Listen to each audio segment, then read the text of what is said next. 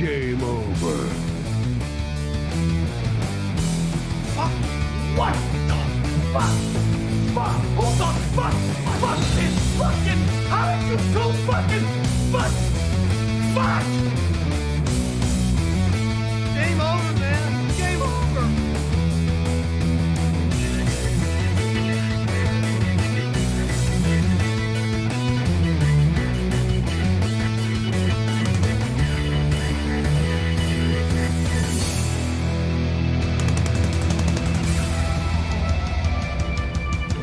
Wait a minute. There's things here. There's trees. There's rocks. There's birds. There's squirrels. Come on. We'll bless them all until we get verschnicken.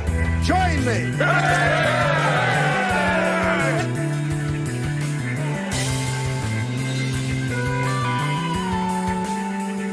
Oh, we're all blown to bits. Mind if I pull the underwear out of my crack?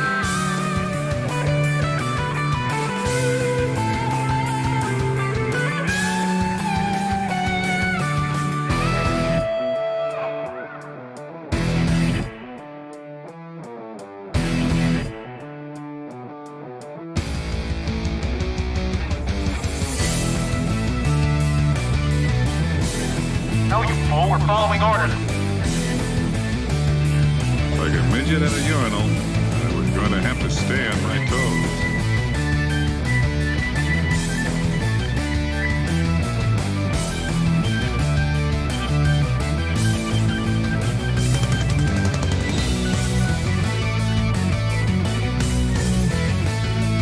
I pray to the highest heavens, Lord, please do not let this Becky get any purple-headed yogurts from any absolutely.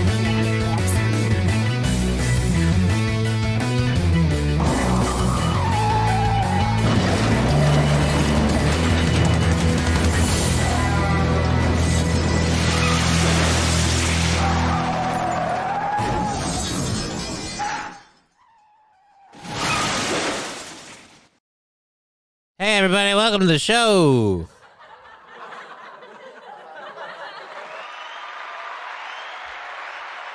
Oh, it's on the wrong thing. You're right.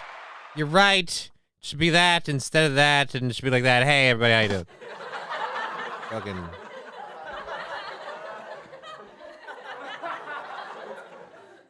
I was having a good day.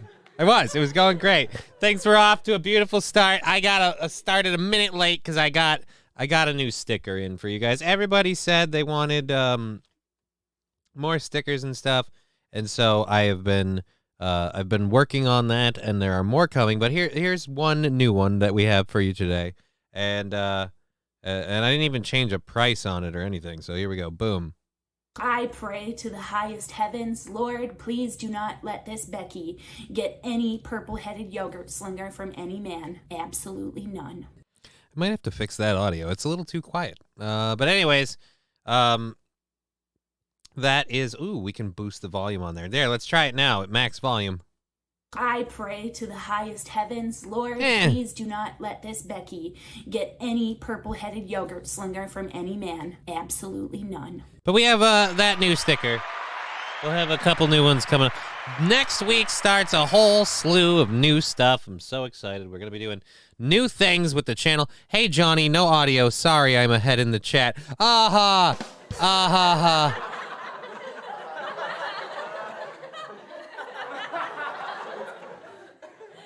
You know, just because you said that, I am literally...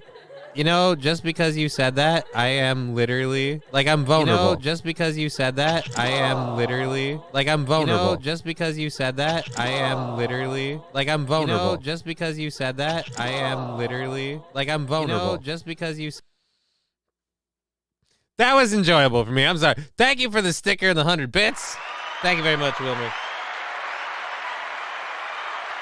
We've got a full story, We got a full show of stories, including, but not limited to, instances of the UnWoke going, you know what? I've had enough with this fucking bullshit. Now, I myself am neither woke nor unwoke. I exist in a purgatory of narcolepsy. But, Yeah, so we've all kind of sat here and watched the woke mob push for what they want and watched that goalpost, slide further back every time they got one down the hole. So this wasn't a unforeseen turn of events, but we have just literally a slew of stories and situations where people don't play the woke game. They don't do it, and it's fun to see. So we're gonna have fun with that. There's several stories throughout the hour, including 2 in the last hour that center around Asian people and Asian hate. Look, I didn't do this. I didn't make any of the videos that we're gonna watch. I did not make them. I will make jokes during them. That's what I do. I'm going to do that part. We're going to have the fun part of laughing at those. At any rate, and we're also, I think in the first hour, one of them is in the first hour. That's right. One of the stories about the woke people standing up, or unwoke people kind of standing up for themselves, if you will, is going to be coming from Not the Bee at the end of the first hour here. So we got all of that amazing goodness.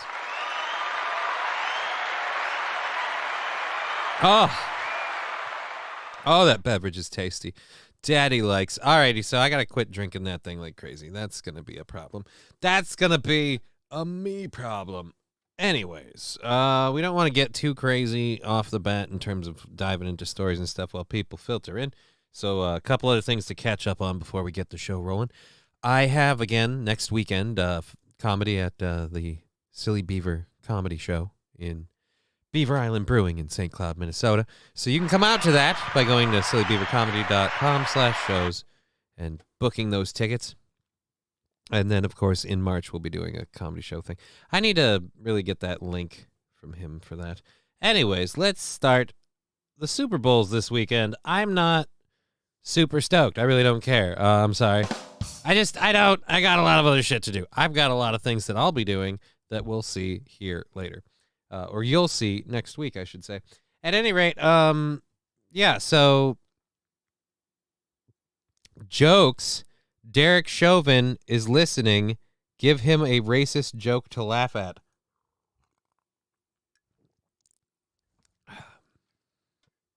No.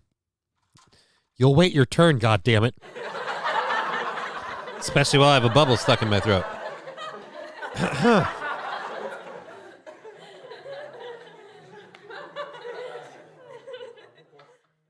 Anyways, one of the pictures on the screen today, which was why I decided to make that sticker, and it went so fast. I didn't expect it to go that fast to be able to clip that out and make that sticker.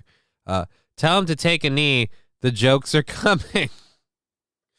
Oh, thank you, Fallen. That's beautiful. Thank you. See, I didn't need to do it. Somebody will get to you. Don't worry.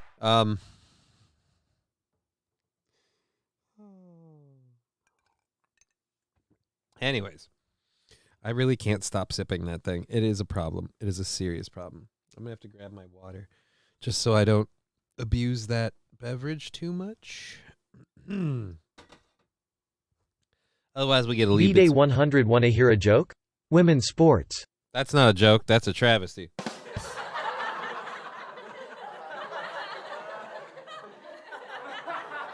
But the fact that you bring up women's sports is funny because the first story that we're talking about involves women's sports. It's going to be the first UnWoke story, I should say, is at the end of the first hour.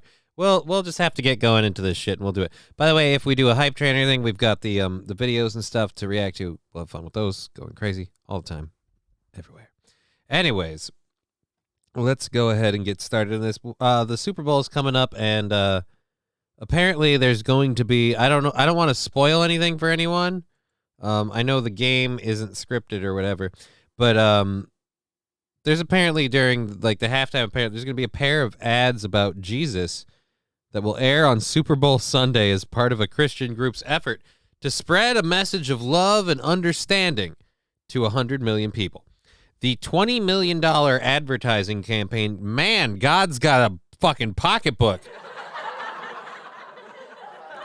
I'm amazed you didn't ask the old The old NFL to take it on the nose, for Jesus. Just do that one. Anyways. So the $20 million advertising campaign, funded in part by the family behind religious craft store chain Hobby Lobby, as well as Christian groups and other anonymous donors, will kick off with 2 ads centered on the idea that when it comes to Jesus, he gets you. I mean, really, if Jesus gets us, I'm pretty sure he's getting us a express ticket to hell. I feel like a lot of us, I feel like he tried to get me already. Winged me. Close but no cigar, and I'm willing to leave it at that. You know what I mean? Women's ball players are good. They have natural sleeve for their bats.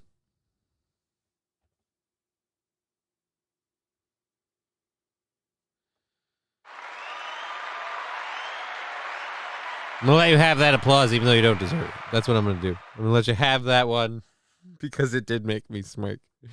I mean, as much as I wanted to be like, nope, I'm just like, but it's, oh, damn.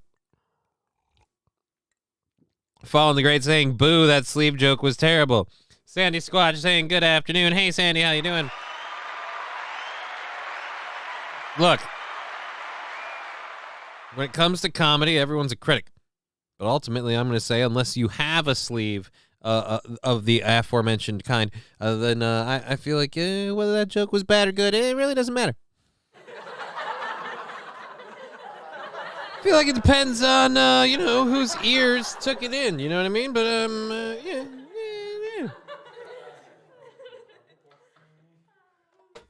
So at a time when the U.S. Christian population is down and religion has become a divisive topic, the group hopes to reach as many people as possible and help spread the message of Jesus, who Christians believe is the Son of God. Thank you for that update. I wasn't aware.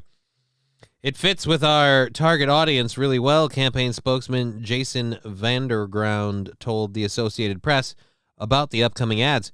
We're trying to get the message across to people who are spiritually open but skeptical. Yeah, that's right.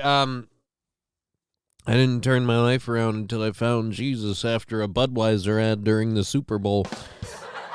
I'll never forget it. I was in my second plate of buffalo wings when I went, oh my God, I think I've had a revelation. I need to find him.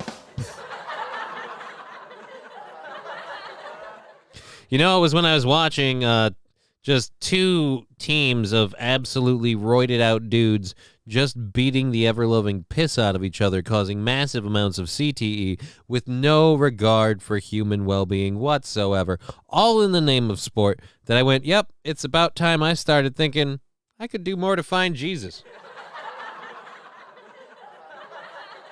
I mean, sure, I tried looking under the couch cushions. She jumps up and down. How about a female ball cleaner?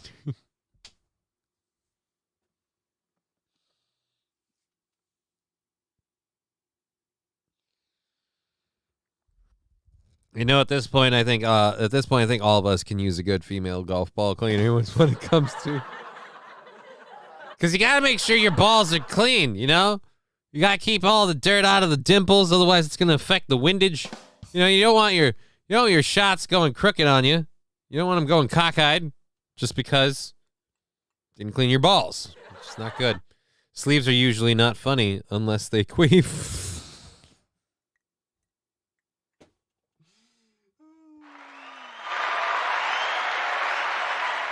I love you guys. This is awesome. Thank you, Fallen. That was hilarious. Sleeves are not usually. Oh, Jesus. Having a day. Alrighty, so yeah, we're all in store for some good old Christian advertising this Super Bowl Sunday. The campaign reportedly highlights the idea that Jesus was a refugee and was unfairly stereotyped in a way akin to other marginalized minority groups in the modern world. We've gone full woke, everybody. So wait a minute.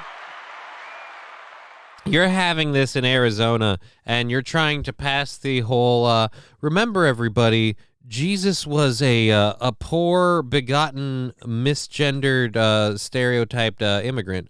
Not unlike the thousands and thousands of illegal refugees pouring into your beloved country every day. So your most holiest of holy days when you worship the pigskin, I'd like to remind you, like the brown people.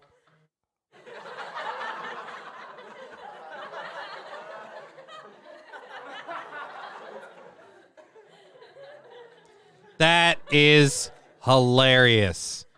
That is hilarious. I can't wait to see these ads. I was making jokes with the whole Buddy Christ reference earlier, but it really is kind of like we're calling it Catholicism. Wow. Like, I mean, his father dropped the seed and left. Sound familiar? Oh, no. No. Look, Jesus was like, a refugee, like an immigrant, like, the people you see. He was always, sleeping on streets he didn't own and begging for money, needing handouts, getting pissed off when they kicked him out of a hotel, just real immigrant shit. You know what I mean? Like, that's what it is.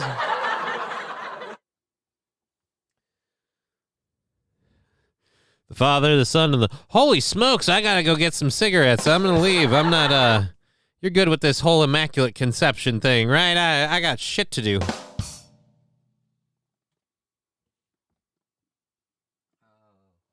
You would think God's supposed to be omniscient, right? Like all-knowing. You would think he would have realized what a bad example he was setting for fathers in so many communities with the whole, like, bailing on his only son kind of thing. That just, oof. And then offering him up, that's not fatherly at all, isn't it? Way to teach people how to narc. Yeah, he did it. That's the guy you want, sir. The one with the bank accounts. Alrighty, so the Region News Service national reporter Bob Samita, speaking with NPR, said the focus is attempting to appeal to the LGBTQ community. Let me stop you right there. I got stories catching up on some of that in just a bit. It's not worth it. All right.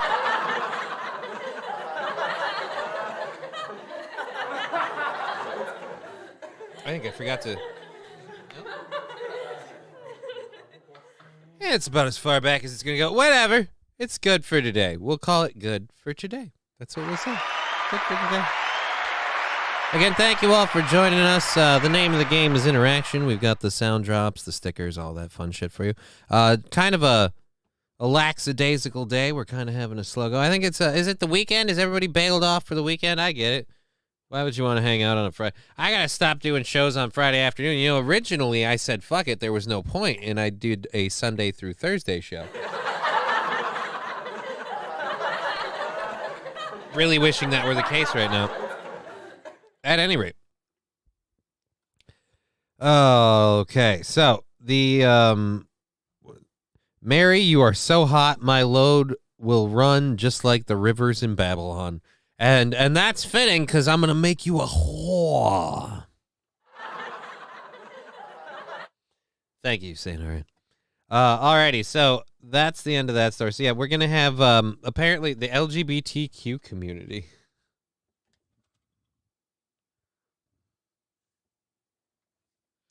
Wait a minute, what? The two spots airing Sunday will focus on how children embody and demonstrate Jesus' love. Can we... No. Look. Move this man!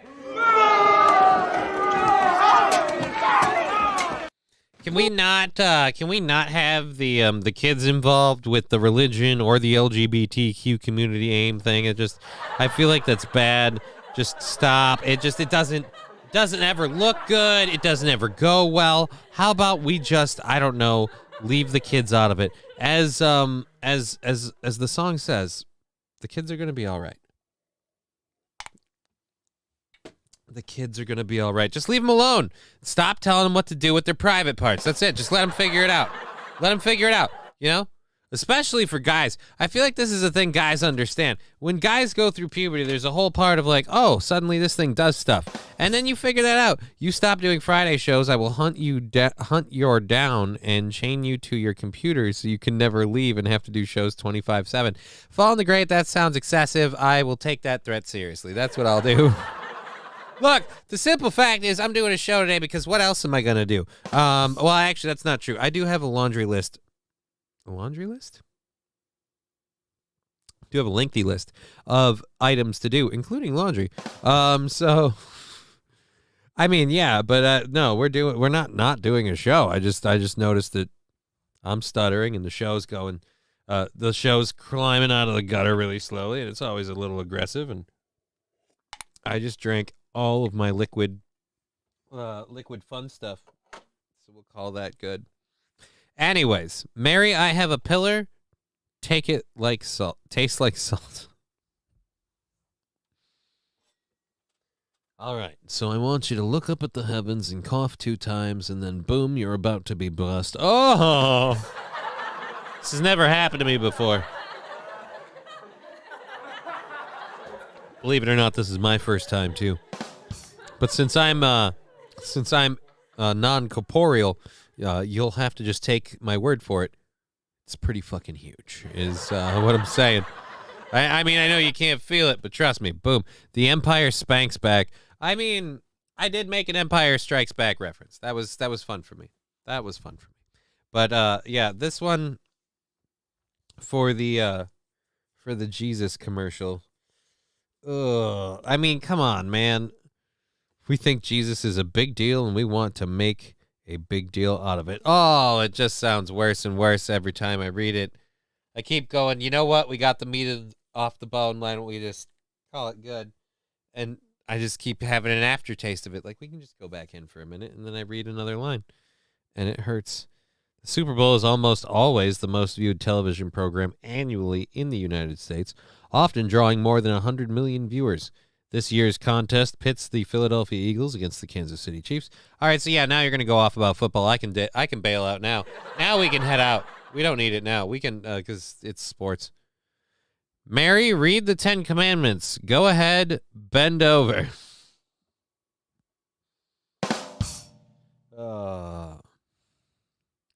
All right, if you try to tie your shoes right now, you'll feel the Holy Spirit coming up behind you. That's right, that's the Holy Spirit. Oh. And that would be the Holy Ghost leaking down your thigh.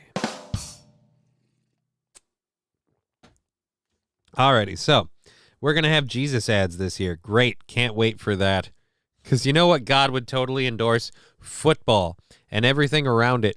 All the money, all the debauchery, all the way we kowtow to everyone's base needs in our commercials just to sell shit, just to hawk meaningless garbage. I'm sure he'd love everything about that. And we're only doing that around a sport where people literally physically hurt themselves, again, for money. I mean, no, I'm sure they all tear their ACL and get back at it for the love of the game. It's for the craft. Mary, I'm going to split you like Moses split. Oh. Mary, it's just because it's that time of month, but I'm about to part the Red Sea, if you know what I mean. Oh, no. I don't want that one ever. Nobody should ever want that. No. Although, guys, if you ever do plow your lady on that particular occasion, just tell you love parting the Red Sea. You know, I feel like my dick feels like Moses.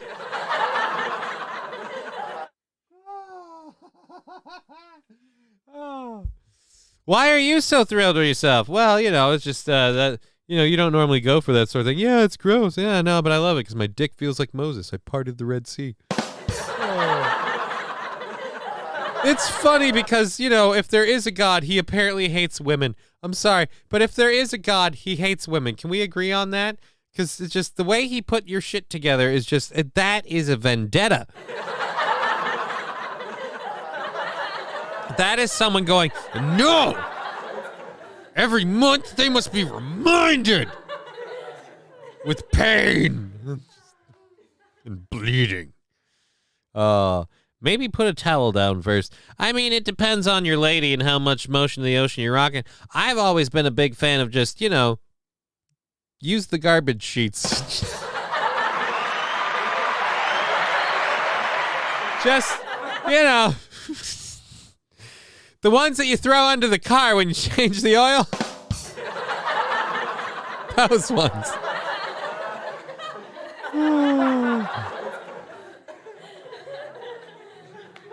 Sandy Squatch, I would miss you on Fridays far too much. I'm not stopping Fridays. I've noticed a trend. I was looking at stuff before. I was doing some analytic shopping. I just noticed that on the Fridays are the slower day, and I don't blame anybody. Like, I mean, if I had shit to do, I wouldn't watch me either. I got it. You feel my joy spirit filling you up with love inside, don't you? Oh.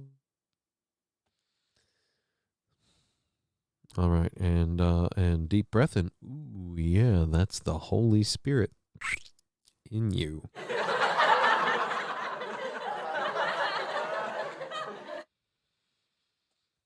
Do you think he told her not to queef because it wouldn't be kosher?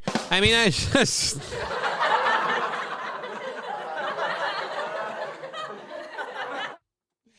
Oh, if I go to hell for anything, it better be at least that bit. You know what I mean? Just right there.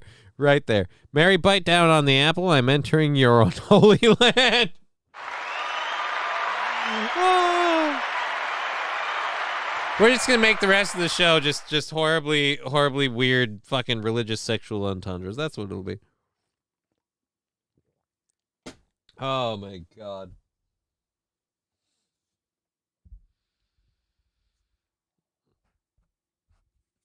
Remember, Mary, if you told anybody we did this, I will call you a lying whore.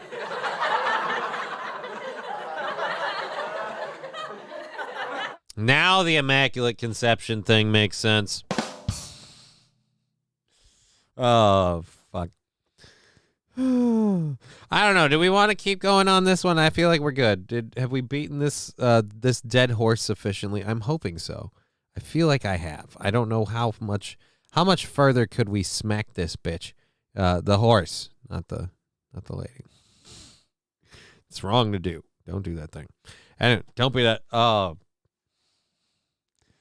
Anyways, so our next story is about keep 'em coming, Saint Rn, says Nagasuka. Adam and Eve had a son.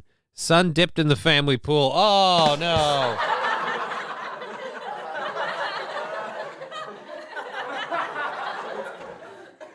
What? It was good enough for Dad? Didn't Adam have two sons? Wasn't it Cain and Abel?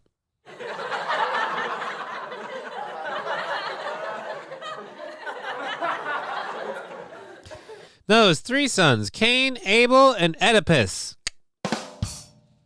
Johnny, you're lucky that the NIFB doesn't watch your stream. I don't know what the NIFB is, but I would say this. Saying I'm lucky someone doesn't watch my stream is like, but the odds of that were pretty good. I mean, don't get me wrong. I love my show. I love what I do, and as long as I can, I will. And it's just not a lot. It's just, I mean, oh, they don't watch your show. Like, yeah, join the crowd. Like, fucking who cares? Congratulations. You're one of 99% of the planet. Our next story is about our good friend John Fetterman. Because I love handicapped people. I just don't think they should be working in any official capacity. Just personal experience. So, if you don't know about him, quick recap. Fetterman, the guy that they ran to fill the open seat in, I believe, Pennsylvania.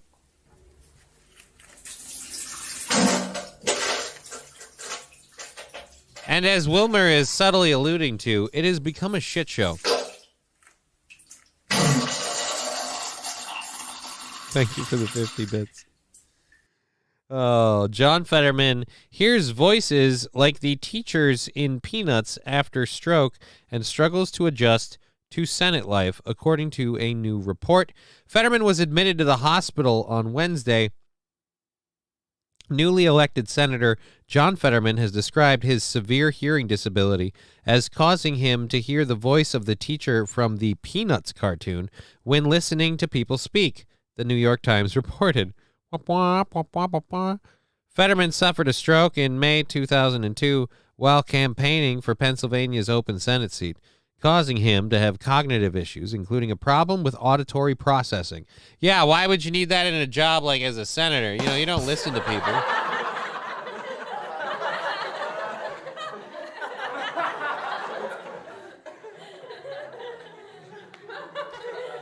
Mary, I'm going to fill twice in honor of Noah. So wait a minute. So you cream pied a cream pie? That's a ooh. Hope you put a cherry on top. The NIFB are the sect of Christians that think that Christians that need to deal with people who offend them with violence and that being LGBTQ should be punishable by death in America. Oh, well, I don't think that last bit would have gone with or against them. I feel like ultimately that last bit would have been more in their favor. I'm saying, can we leave the kids and everything and out of it, like with the just but I mean, yeah, I'm sure. Hey, I'm not too worried about offending those people, though. I feel like they're probably easy to piss off. And if a religious nut's going to stab you in the name of Jesus, I mean, what are you going to do? Say no, don't in the name of Satan? I mean, what do you got? What do you got for that? You know, nothing. Alrighty, so Fallen saying, or wait, we did that. Dave Lee, the guy who has a stroke still wins. How does the other candidate feel? Yeah, if you are, look, if you're Dr. Oz, you got to feel really bad. I mean, come on. You got beat out by Stroke Guy. I mean, come on. You carpet bagged pretty hard, but it didn't work. And I don't blame him for trying. After all, he got the idea from Hillary. She carpet bagged and won.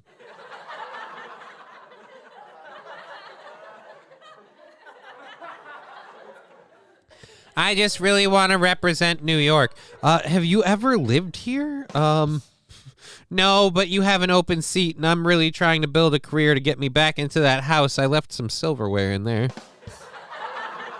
And they won't let me have it back.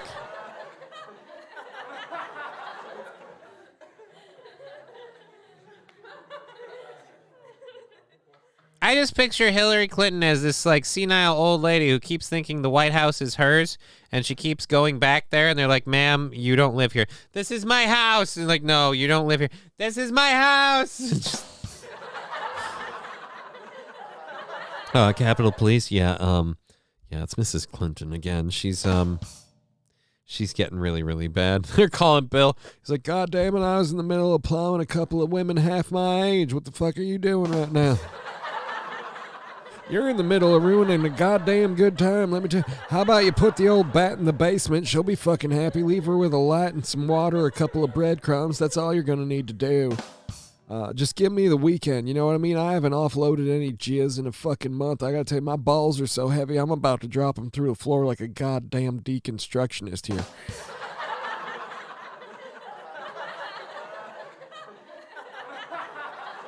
I got to stop playing with that button. That's going to be another fun thing about the soon-to-be stuff is that buttons will be harder to reach. Alrighty, so the stream sticker letting us know.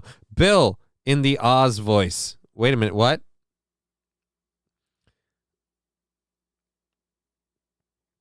Let's see, how would I do that? Oh, no, I'm going to tell you right now, I just want to bust a nut a couple of young ladies. You know what I'm saying? Apparently they like it. You know, what am I to do?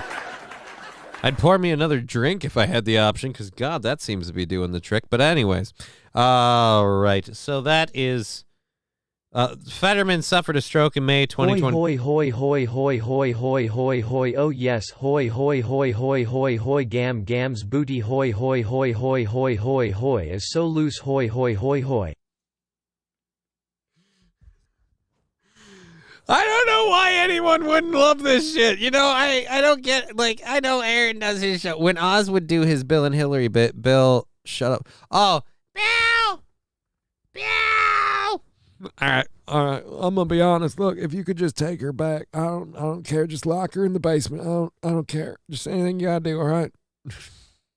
I can hear her on the other end of the phone. Bill, they want to put me in. Bill, it's my house. Tell them it's my house, Bill. Look, I don't care what you do. Put her down. Put her down. Look, sprinkle some crack on her nose. I hear they do that with people. Look, just put her down. Drop a gun on her. Tell her she started screaming January 6th shall rise again. Madick Fitzwell saying, haha, what is up, peeps? Hey, Madick Fitzwell. We're having fun. We're talking about John Fetterman, which, of course, because it's politics, led us to talking about Dr. Oz, which led me to making a joke about Dr. Oz being a carpetbagger and that Hillary was the only carpetbagger that I personally know of to have actually won office. I mean, I suppose technically George Santos, but he's really not holding on to that lead.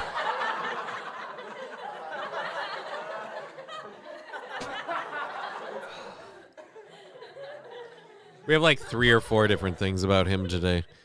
Fucking Jesus.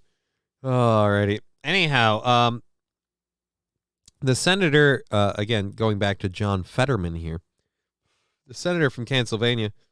Pennsylvania?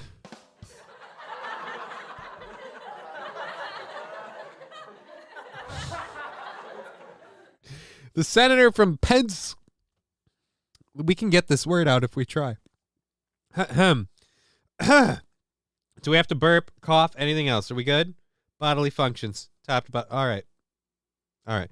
The senator from Pennsylvania did it. Senator from Pennsylvania is is in the hospital after experiencing lightheadedness Wednesday and has struggled to adjust to life in the Senate, given the challenges of recovering from his stroke and the need for technological tools to help him conduct conversations with staff and colleagues. Yeah, it's almost like, and just hold on here, it's almost like he shouldn't be doing that job. It's almost like, oh, I don't know, you pushed him into it like, I don't care if you live through this, just let your bag of bones fill the seat. Oh. He's struggling to adjust. Yeah, because it's not built for him. It's like asking a dog to fucking swim in some sort of Olympic pool. Sure, the dog might like doing laps, but it's not good for it. Let's just let it have some fun and then take it back out. Just swim with a ball like every other fucking poodle. Fetterman has had to carry around a closed captioning device that types out what is being said to him so he can have conversations, since he cannot fully understand the spoken word on his own.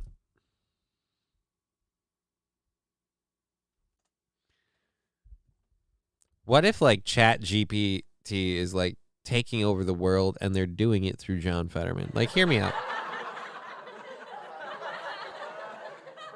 The AI and everything in the laptop or whatever he's using to listen to people could easily have been corrupted by, like, ChatGPT, and now they're going to turn him as the inside agent. They're going to use him to fucking screw shit up, and it's just, no. God damn it. Fetterman's a weak link. He's been taken over by the robot people, and they are taking our goddamn jobs. They took our jobs. Alrighty, so Fetterman in the hospital, and again, still not hearing well. See, I know I'm a handicapped person, and I'm supposed to be like, hey, someone who has auditory processing problems. How about you don't be in politics? Just look, they already have a guy who's half blind, and even I think you know, G.I. McCain needs to go. Like, we need to end that permanently. Just no more, hey, I can't hear what you're saying, so this computer's gonna, like, the computer won't lie, right? What's 2 girls, 1 cup? We find out that he's not really listening to conversations, like he needs the device, but he's just addicted to porn. He's just Randy K in the Senate, just fucking, oh. Except he's into some weird shit, you know, like he likes watching girls get, like, double dicked by black dudes and just going, oh, wow, they're getting raw dog hard. Like, just fucking. He's just leaning in. Hello, motherfucker. Thank you, David Chandler, for the 100 bits. Nice to see you. Happy Friday. We're meandering through our show. We got our one of our first stories done. We're talking about, what was it? John Fetterman just now. Kind of bringing that to a wrap. The first hour is kind of coming to a close, though, so we really got to kind of move this shit along and get through some of these stories. I am going to do a quick check, though, on the whole Rumble situation. We're up to, like, I think it's like 15 or 16 people on Rumble. I don't mean to brag, but we're almost there. All right. I haven't loaded any new videos on Rumble. I have videos that I cut out from yesterday's show that I need to get up there. But in lieu of not having those, I'm going to copy this link address and share this into the chat. There you go. If you haven't followed the Rumble, please do. We want to bring the Rumble on board so we can 3-stream and get even more people into the show because we want to grow the show as much as we can. And when Rumble comes aboard, we will be adding a Sunday show, a Sunday Rumble-only exclusive show, just kind of hour and a half in the afternoon to have fun. So that's the plan. And since joining Rumble doesn't cost anybody any money, I am a big fan of that because I don't want people to always have to pay to be involved. It's not how this is supposed to work. Alrighty, so this next thing here is a video. I'm not one of those, like, climate change, global warming conspiracy theory people. But I will say, regardless of whether it's man-made or not, the climate is changing, and those changes have effects. This video is going to be telling us about one of those effects, which, let me just say, given what they're going to give, they're going to list, spoiler, they're going to list as part of the problem, they're going to list, like human water consumption. And the area in question is a place where people shouldn't have lawns or you shouldn't have golf courses. But for decades and decades, people had luscious lawns, giant pools, and tons of golf courses. And those kinds of things apparently have helped add to this problem. To which I say, fuck those people. Anyways, here we go. This is the video on the Salt Lakes in the Great Salt Lake is apparently drying up. What is left of the Great Salt Lake?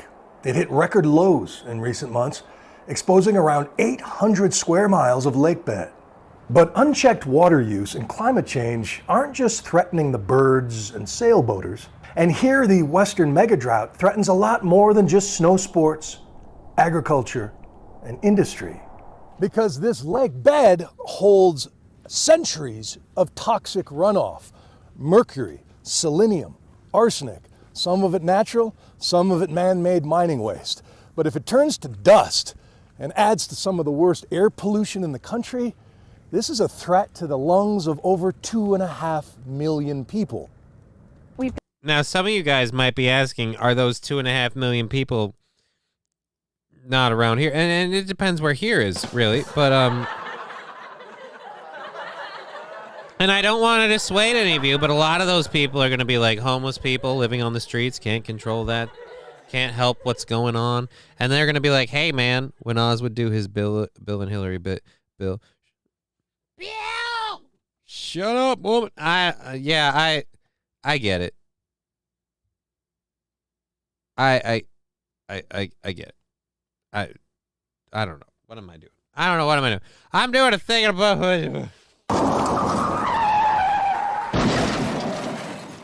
So we'll just go ahead and get back to. So again, the problem with this is, this is a man-made thing, but as they're going to talk about here, one of the big causes is human use of water. And that's one thing I've been saying for a while. People use too much water for too much shit, and we got to cut back on it. We got to cut back on the people. We got too many people be like, why? Why would you use such a thing? Look how much space there is here. Like, yeah, that doesn't. Done this experiment in history before. We know about dust storms, we know about particulate pollution, we know about heavy metals and how they're bad for humans. This is an ecological disaster that will become a human health disaster. Bonnie Baxter is among the scientists who recently warned that the Great Salt Lake, as we know it, could be gone in 5 years. Shriveled into fingers of lifeless water, before becoming the Great Toxic Dust Bowl. You can kind of see a person standing out there like the water would have been above their head just a few years ago. This is what is known as a terminal lake, with no rivers to take minerals to the sea. So they build up over time, just like Owens Lake in California. After developers notoriously drained it a century ago to build Los Angeles, it both inspired the movie Chinatown and forced Californians to spend in the billions to control the toxic dust that remains a threat 100 years later. This lake is 12 to 15 times bigger. So what you're saying is, from start to finish, California has been a toxic hellhole that we should have never invested in.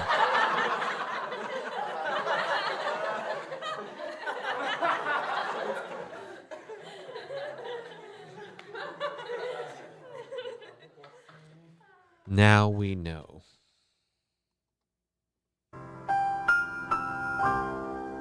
All right. So we'll get back to this. This video is almost done here. So this is apparently the next big thing is going to be the next big thing coming for the Midwest, or not the Midwest, the Southwest and the West Coast is going to be the toxic dust bowl coming out of the Great Salt Lake. Bigger than Owens Lake. It's right next to a metropolitan center, which that lake was not. So there are people who will breathe this dust immediately. And we're really, really concerned about that happening here. So we have done that experiment. We shouldn't do it again. It was human choices that led to that catastrophic event, right? We're looking at the Great Salt Lake in a position right now to where we can avoid that catastrophe, where we don't have to spend those billions of dollars in remediation in the future if we make choices today. Brian, Steve, You look and John like Lynn you've been are from breathing rival- in that stuff for a while. No offense, man. You are creepy to look at. Jesus. Utah universities, one with a background in state government, the other an atmospheric scientist. Well, the thing is, it's bipartisan, right? Air quality, we all want clean air. Together, they're part of the newly formed Great Salt Lake Strike Team, out to convince everyone that every drop counts. For a Even long if time, it's I don't urine. think that people were sufficiently talking for the lake. Now I think that we have a lot of people interested, the governor of the state, the legislature, who's all very interested in coming up with different scenarios and different solutions so that we don't end up with that catastrophic outcome. It seems like the path of least resistance is for the state to pay farmers for their water rights. Is that going to happen? I don't know, it remains to be seen. I mean, I think there's a lot of things that we could do that go to that extreme. Among the signs of change, when U.S. Magnesium wanted to extend canals into the lake, the state said no. And last year, the legislature finally began revising water laws written in the days of the Wild West. Sometimes I feel like we take a step forward and sometimes we take a step back, but in general, all those pieces of water legislation that passed in 2022 were bipartisan and unanimous. Like, where does that happen anymore? Fingers crossed it keeps happening, because the only thing that can keep the Salt Lake great is lots of snow and even more cooperation. Oh, no, Ooh, not CNN, cooperation. Salt We're Lake City. fucked. Oh, no, not cooperation.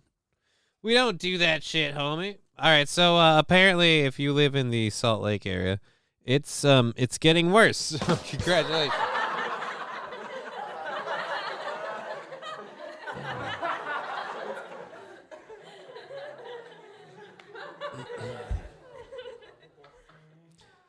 Alrighty, so one little piece of local news, and then we'll do our last first hour story here. So again, for those of you in the Minnesota area, I'm in the Minnesota area, so our audience started out of there, so I kind of pay attention to that once in a while.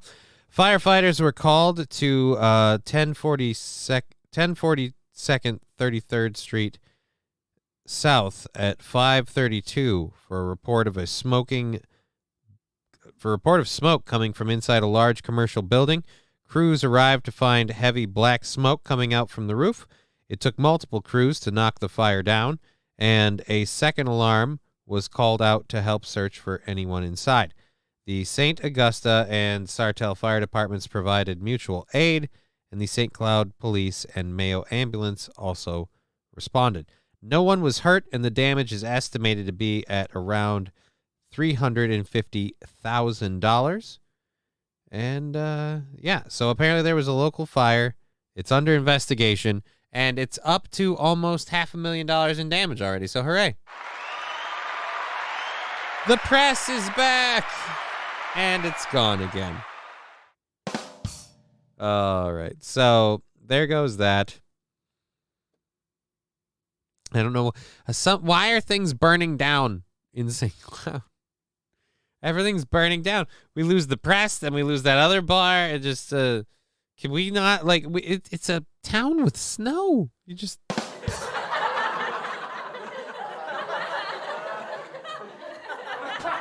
Fires in the middle of winter seem weird to me. I just feel like things shouldn't be burning right now. Okay, so for our last story of the first hour, again, the whole title of today's show is The Woke Strike Back, the UnWoke Strike Back. Our first story, this is from Not the Bee. The World Surf League this month announced plans to adopt the International Surfing Association's policy, which requires trans athletes seeking to compete in the women's division to maintain a testosterone level less than 5 nomols per liter, I have no idea, for the previous 12 months. So yes, in order to compete in the women's league, you don't have to be a woman, you just have to be chemically castrated. Thank you, Labglass, for the 100 bits. So now, you guys remember Bethany Hamilton? You may not. And for those of you who don't, I'll kind of catch you up. But I'll give you this clue. There was a movie made about her. She's the surfer who lost her arm, but continued to surf anyway. And that was all like, oh my God, amazing one-armed surfer chick. Anyways, she became a professional surfer. And she lost her arm to a shark, got her own movie. She's been dubbed the Soul Surfer. And she detailed that her faith in God and her struggle to return to the sport is what kind of gave her that name.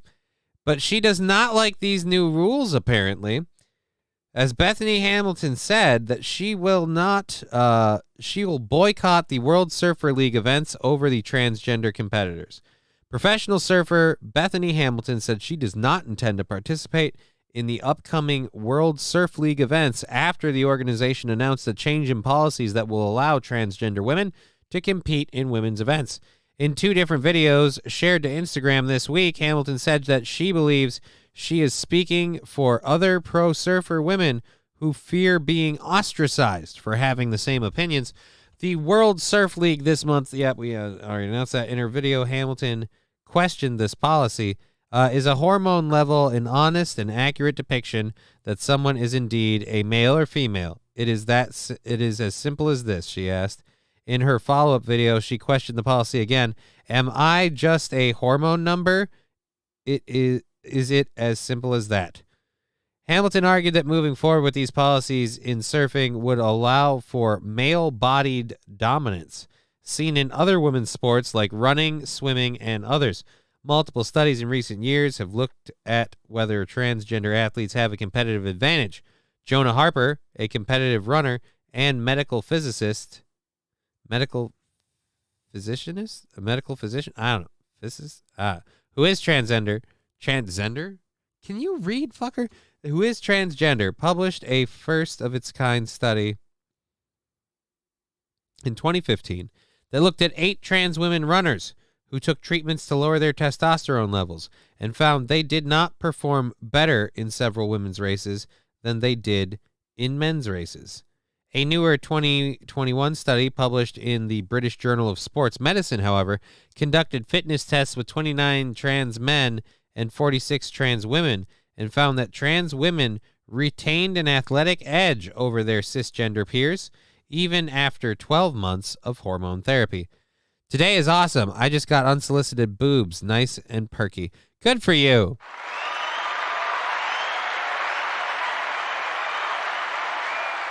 I don't remember the last time I got unsolicited boobs. I feel like all the boobs I've gotten in recent history were very much in a way solicited, but it's been a while. But again, far be it from me to not salute you for your boobs, so unsolicited boobs. Alrighty, so Harper, who continues to study athletic performances of transgender people and serves as an advisor to the International Olympic Committee, told Outsports in 2021 that most research has nuances, including her own studies, and said that conversations should be had in the greater context of sports as a whole. The debate over trans athletes competing in women's sports appeared in the headlines last year when Leah Thomas, a trans woman, can we say last year when Leah Thomas, a trans woman, completely shattered records in the women's sport?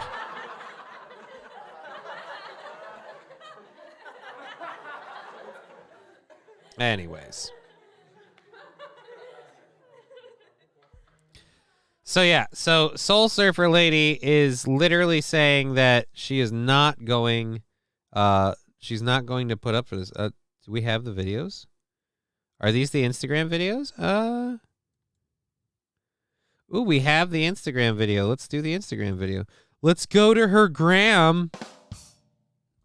Today, I want to address the news that the World Surf League has officially made the rule that male-bodied individuals known as transgender athletes can officially compete in the women's division. Thank you for the 100 bits.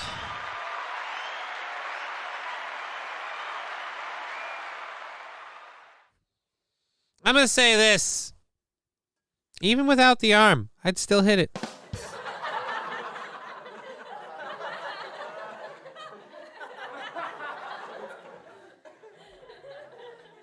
Oh. But I wonder, would she give me a hand job or would I just get stumped? Oh, boo. Division. The World Surf League says they are following the Olympic guidelines. While I address this issue, I want to be clear that I strive to have love for all of mankind, regardless of any differences. But this concerns me as a professional athlete that has been competing in the World Surf League events for the past 15 plus years, and I feel that I must speak up and stand up for those in position that may feel that they cannot say something about this. I think many of the girls currently on tour are not in support with this new rule, and they fear being ostracized if they speak up. So here I go. Questions I have that I want to consider with you. How is this rule playing out in other sports like swimming, running, MMA? Let's point out that for the most part, as far as what she's talking about, for the most part, the dudes have a super big advantage and kind of, I don't know, crush the women unbelievably bad. Like, don't get me wrong, if you are a transgender male, you don't perform insanely huge. But again, you're getting a testosterone boost, but you're still a smaller person. God, the pit jobs thing. You say pit jobs, and I'm thinking pit job like a NASCAR thing, like you go. So now I'm just picturing like one-armed lady in there, like with your dick just, and then she got to like jack. Oh, no. Saint Aran, I'm losing interest. Put the bikini on. Aw, boo. Come on. She's just... Oh, No Pen 15 Fathead saying hi, Johnny. Hey, No Pen 15 Fathead. Good to see you. Welcome to the show.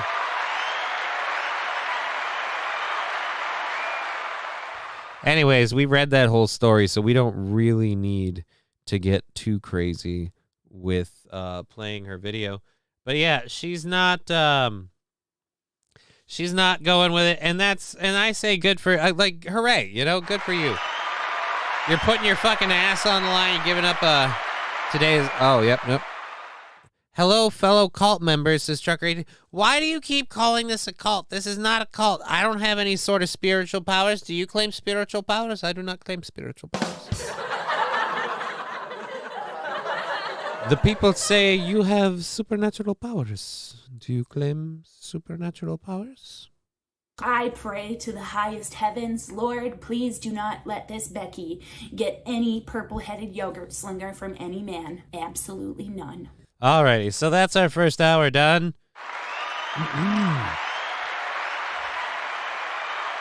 Treat me like your surfboard. I'll provide the wax. Oh, come on. I mean, she's a professional lady who lost her arm to a shark.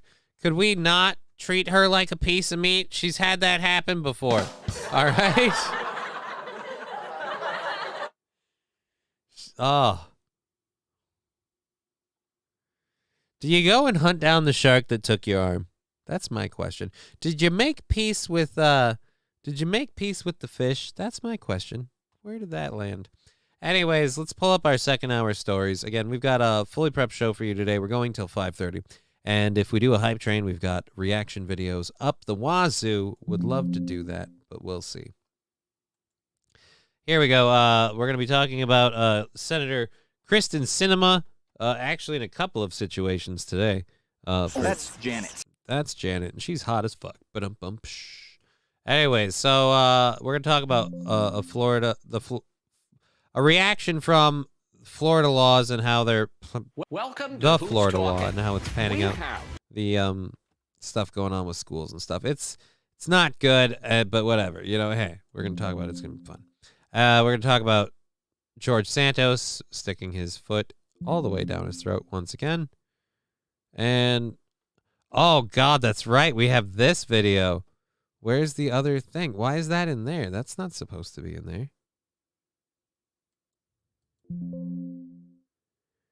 Yeah, that's not supposed to be in there. I don't know why that's in there. That must have moved again. Oh, dude, is that happening again? All right, whatever. We're not doing that one yet. That's for later. Well, there we go. All righty. I don't know. I ate some of that moose. What moose? I'm going to hell for all these jokes today. I mean, I don't think so, but, you know, whatever. Oh, you know a Canadian chick, too?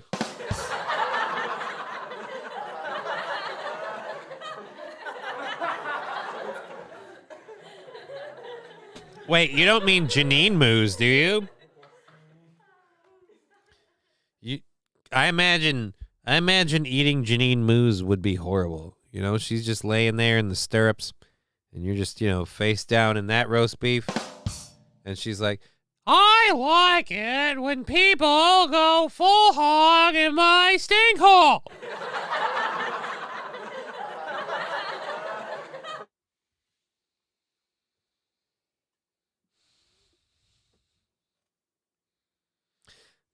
That destroyed my truck.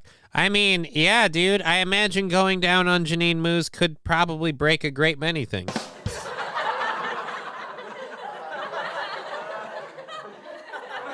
No, I know about the... I know. I'm just, trying to be funny. Saying Janine Moose is a cow. Or a moose. Why does she have a job? Why? She should retire. For fuck's sake. It's driving me crazy. Hey, Denise, want to hit that high note in Oh, Canada? Oh. Oh, Canada, I flicked your bean.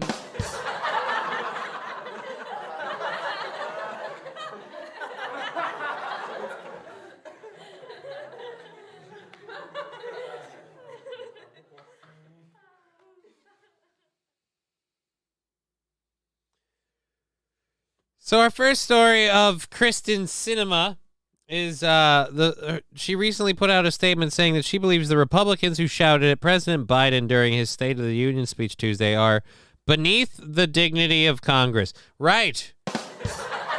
Because if there was anything that they did during Trump's term, that was totally dignified.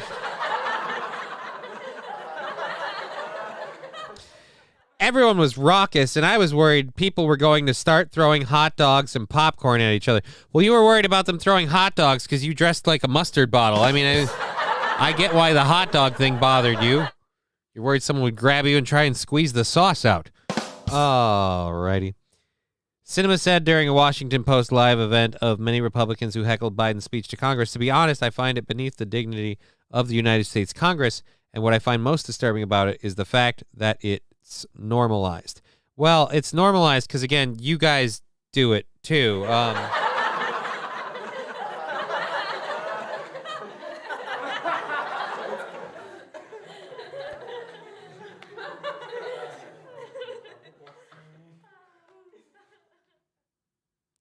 Alrighty, so other Republicans yelled it's your fault after he addressed America's fentanyl crisis. Okay. Sinema, who recently left the Democratic Party to register as an independent, described the comments made towards the president as disturbing and sad. Can we stop saying that she left the Democratic Party? Like, she's on the out. Nothing is beneath the dignity of Congress. I mean, that's true. Yeah, Congress has a lot of dignity. Tell that to Nancy Pelosi while she's doing all her insider trading while her husband's getting blown by the terrorist who broke into his house. Yeah, ooh, dignity. Ooh, dignity. You have AOC screaming about how kicking people off panels is racist. Meanwhile, you guys did the same thing. You guys are all just the same shit, different team. Don't act like you have dignity. You left the Democratic Party to become an independent, but you still firmly vote and side with the Democrats.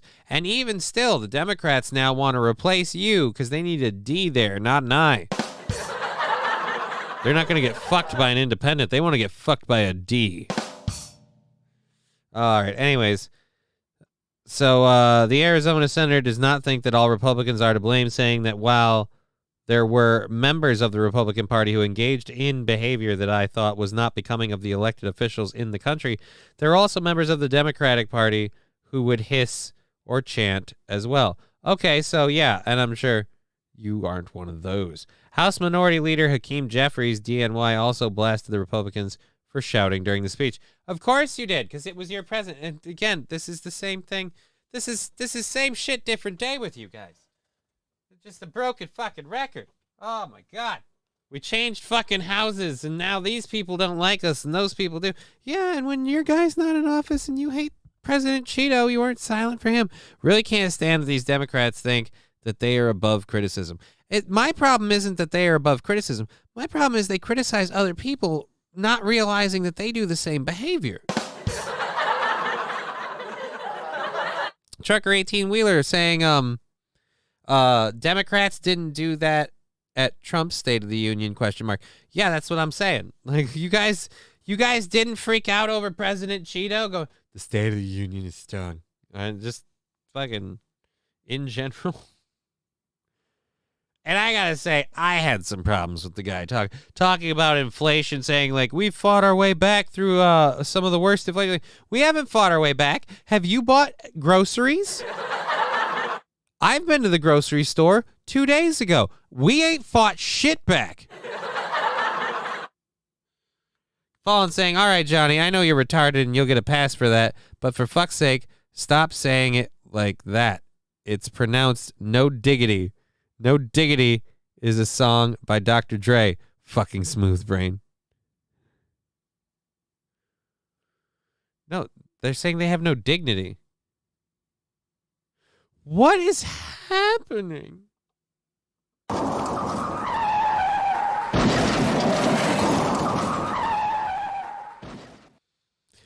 don't know what's going on. What's going on? Anyways, let's alrighty. President, don't buy groceries. Yeah, but that's my point. My point is you can't say inflation isn't real or that that economic recession is transitory, any of that shit. You can't say that when you're the one paying the bills, man. And more importantly, you can't say that when you're the person who made shit the way it is to get things here. Like, I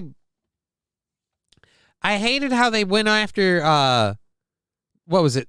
Talk about how we got to be tougher on the pharmaceutical companies. Like, really? We got to be tougher on the pharmaceutical companies? Is there a jab you want to maybe stop pushing?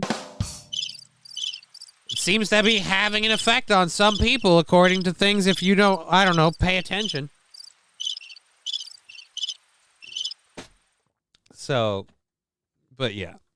And then as far as the fentanyl crisis thing, here's my problem with anything happening involving the border. This government, thank you, voice crack, sucked the balls right out of the situation. This government has been so lax on the whole border shit. Anytime you want to bring up anything related to a border issue, no, I'm sorry, you're part of the problem. Most cars cost about 2 times what they used to a few years ago, but we're winning against inflation. Like, it was the way they talked about problems like they were in the back burner, like we've done stuff to stop them. when I feel like this administration has done nothing but cause them. So actually the president does buy them when they have stock their food supply from their own pocket, from their paycheck.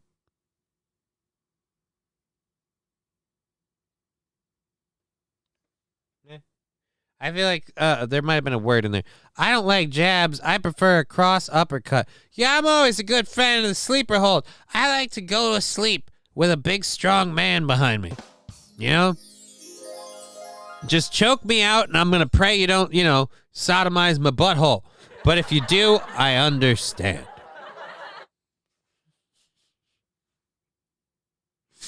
Oh, God. I can't wait for next week's show. Next week's show is going to be fun. I wanted to be drinking more to celebrate how excited I am for next week's show. But next week's show on Monday is going to be super duper fun. And I can't wait for it. It's just excited.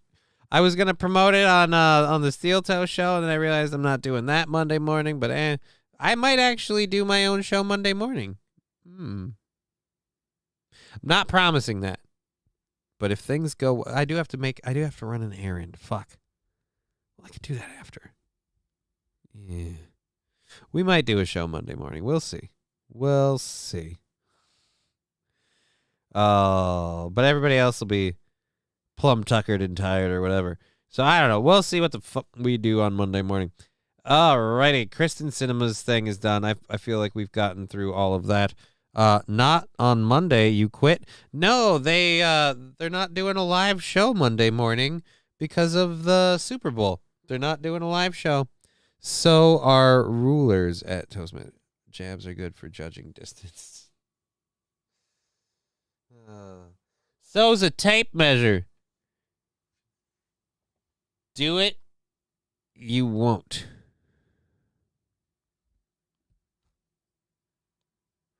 I don't know. The whole thing with me doing a show Monday morning, from my end of things, is entirely based on the whole I have to go out and pick up my glasses that I got done recently, new prescription, all that shit.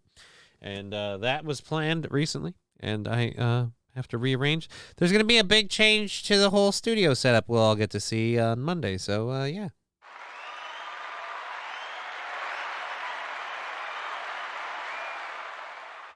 So we'll get to do that. All right, so I'm in favor of the don't say. Oh wait, no, that's not what it's called. Don't call it that. I'm in favor of the Florida Don't Be a Pedophile bill.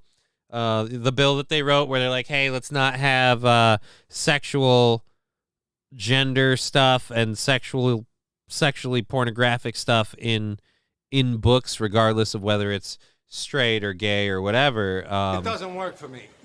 I gotta have more cowbell. Papa Top following the channel. Thank you so much. So there have been laws that have been written in, and as a result of that, things have changed, and it's caused some problems. Again, innocent victims, if you will, but we're going to watch this. This is a little bit of a sad story. I'm going to be honest. A little bit of a sad story. But we'll get through it. Sunday nights at 7 on CNN. Screw CNN. I'm going to start boxing up my books.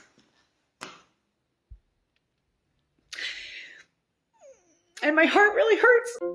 A Florida elementary school teacher says she removed the books from her classroom library to comply with a new state law. I decided to remove the books from my classroom library out of necessity. It wasn't really a choice. I decided. You decided, or it wasn't a choice? Which is it? What do leftists think that this bill will harm? Why do leftists think that this bill will harm gay, bi, and trans? Because again, people in the gay, bi, and trans movement are using any sort of censorship or social call of restraint when it comes to sexual issues in children. They apparently have a problem with that. That's apparently homophobia, that's transphobia, whatever. I personally am not for that at all. Now, like I said, as a result of this, a lot of books Florida HB 1557. Is that the name of the actual bill? Florida HB 1557? Okay. In any event, as she's going to show, a lot of the books that they're taking out of it, I don't know what that is. A lot of books that they're taking out right now just because they haven't been approved. And so that's the problem with this, is this whole system now, books have to be approved and shit, which I'm going to take a stance on this. I don't know that like this site, obviously this is CNN, so they're going to, I don't know if you can smell the slant, but they're kind of coming at it like, oh, this poor, horrible law. I don't have that take, but I'll save mine for the end. Our district gave us an initiative. So districts are scrambling to try and keep up with this legislation. They're already understaffed, underfunded. All right. Hey, you hear this new restaurant is opening? It's called Pedos. This is, again, according to St. RN. All their burgers are juniors and chicken sandwiches are called Little Tykes. I hate you. And you can get their wings in any number of quantities of 12 and under. I mean, really, man? But their only flavor shake has been up. Really? It's the House bill for the lamestream media is calling Don't Say Gay bill. Yeah, and that bothers me. Again, that bothers me because it and that's why I call it, that's why I misname it my name, the Don't Be a Pedo bill.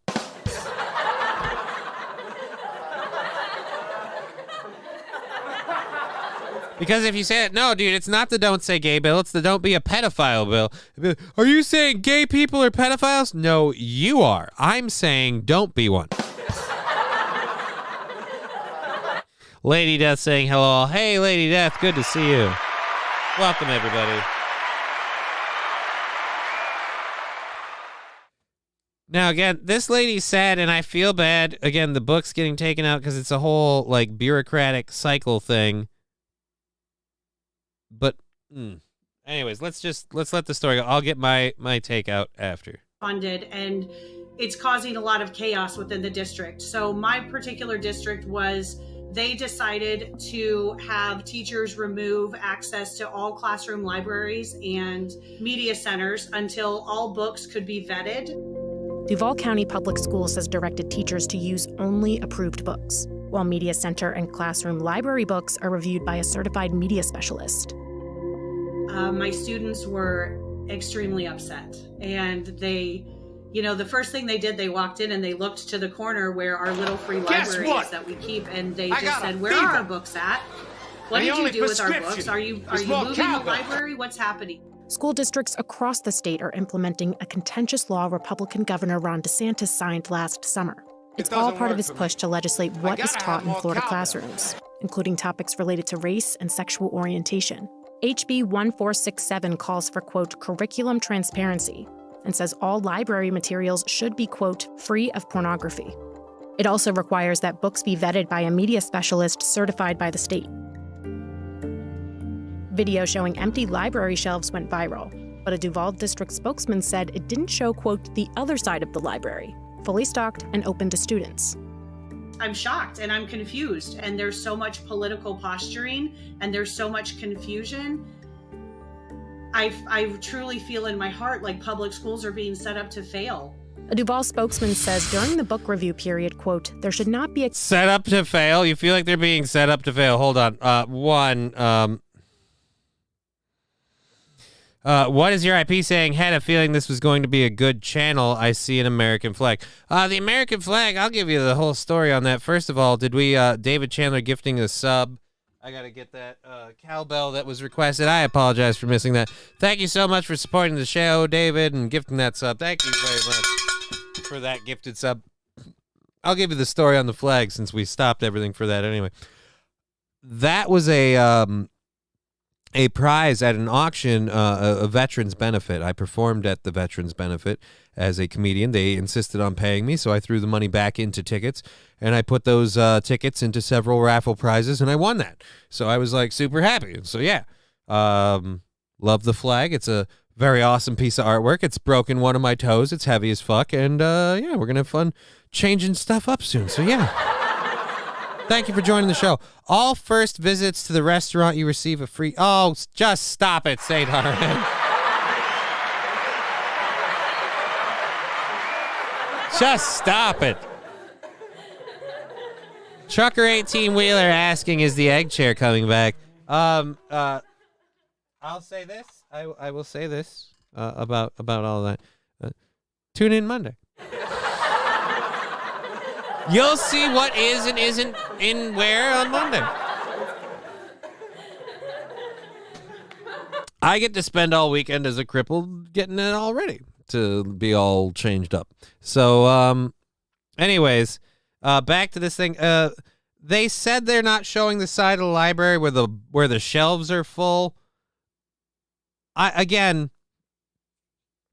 Oh, wait, how much do we have left? We have literally like 10 seconds. We'll get to the last part of this, and then we'll get my hot take on this. Case when a classroom doesn't have any books, and that, quote, the list of approved books grows every day. All righty. So, what's it like to hear from the people actually living the headlines? I don't know. You wouldn't actually let them actually talk. You're going to shape it. Little Lemmy saying, hey, Johnny. Hey, Lemmy, what's up? Am I still doing, I don't know if you know this or not, and I apologize. I don't mean to make you seem at all like anyone's business handler of any sort. Am I still doing Granny's show this next Thursday? Do I still have to do Granny's show? I thought he wanted me on his show next Thursday. I believe I already know. I believe I'm doing Granny's show next Thursday. I think I'm doing that. I don't know anything about it time-wise or what or how that's supposed to work, but I know I'm doing that. I hope so. Yeah, it's after mine, or I don't know. Just tell me where I need to be and when or whatever. I'll Discord, and I'll do the whole damn thing. I said I would, and I'll do it. I didn't. He told me last night. Oh. All right, so then I'm doing that this Thursday. I'm be on Granny's show. Granny couldn't find his own ass without little Emmy. I have no idea about that. I mean, I would believe it. Believe it 110%. I have no idea about its truth. But either way, very excited to do that with Granny this Thursday. Alrighty, so back on this whole story as we were talking about the lady. I don't really have a choice. Oh, wait, no, that's not. We were doing the other one. CNN's doing the same garbage where they switch stories over on you. So yeah, the whole thing with the book thing, it's sad, and I hate to see teachers crying like that, about it. But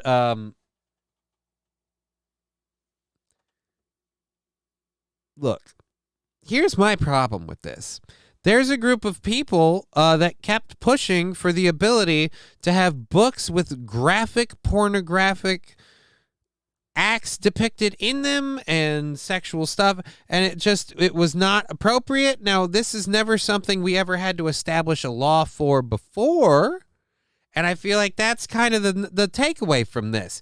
Look, the takeaway from the fact that Minnesota has a law against fucking a fish, or as they call it, a law against a man having sexual relations with a fish, you could take two things away from that. One, ice fishing is wrong. Two, people literally will do stuff until they make it illegal, and if they have to make it illegal, it means there's a problem with people doing it. So before this issue came up, we were good. Everyone understood. How about the pornographic stuff stays away from the kids? And I hate that these news agents are like, DeSantis and this horrible law. How about the people that made this shit happen? How about the people that kept putting books with inappropriate material in children's libraries? Why can't we hold those people accountable? This is like a store putting in security or something when you have to buy socks and you're pissed at Walmart. Oh, Walmart, you bastards. I just want to buy a pair of socks. How about the fact that they were getting stolen so much that we now have to literally have a security guard for Fruit of the Loom? I feel like this situation says more about society than it does the organization implementing it. All I'm saying, the reaction of the council is always what gets me, like they're offended, LMAO. Yeah, it just the whole like, oh, don't read this stuff around. Like, yeah, you put this stuff in our schools. So again, the books being off the shelf, it's a very pointed argument. Even in there, they're saying, hey, look, we're pointing out that books are getting okayed all the time. Like, yeah, they have to literally go through everything. But that's my point. We didn't have to go through everything 2 years ago. And there were reasons for that. We didn't have to go through everything 5 years ago, 10 years ago. There were reasons for that because we understood that, I don't know, you don't put sex stuff in with kids. I'm just not cool with it. I'm not going to be cool with it. I'm sorry. So you tell me that this shit's happening with the books thing. Here's my response to that. That is sad. That is horrible. That is appalling. But if you are a responsible parent, your child should have access to books to read. Okay? Books aren't an expensive, hard-to-get thing. A lot of books might be hard to get. Certain books might be difficult to obtain. But, I mean, you should be able to provide your child with books to read without needing the school or some government agency for it. So, again, I think it sucks, but it's not like they just... I read BDSM novels when I was 16. Yes, Lemmy, but my point is they weren't on the curriculum. Guess what? I got a fever. And the only prescription is more cowbell. Another gifted sub from David Chandler, too, today. Thank you so much, David. Thank you so much for the gifted sub. Alrighty, thank you so much. At 16, not 8, says, what is your IP? Yeah, there's a little bit of a difference there. Yeah, it was at 16. 16's a little bit more respectable. But you also didn't have to, you didn't have to write a book report on it. You know what I mean? You didn't have a school counselor having you read that book and then go, so have you ever considered maybe changing your sexual identity to being, I don't know, like I don't know, a dom or a sub? Just...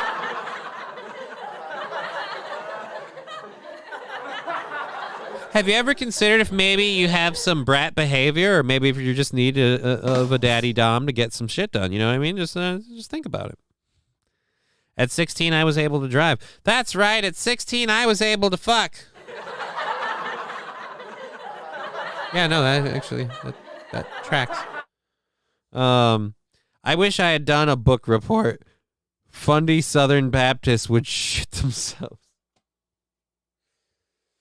Oh.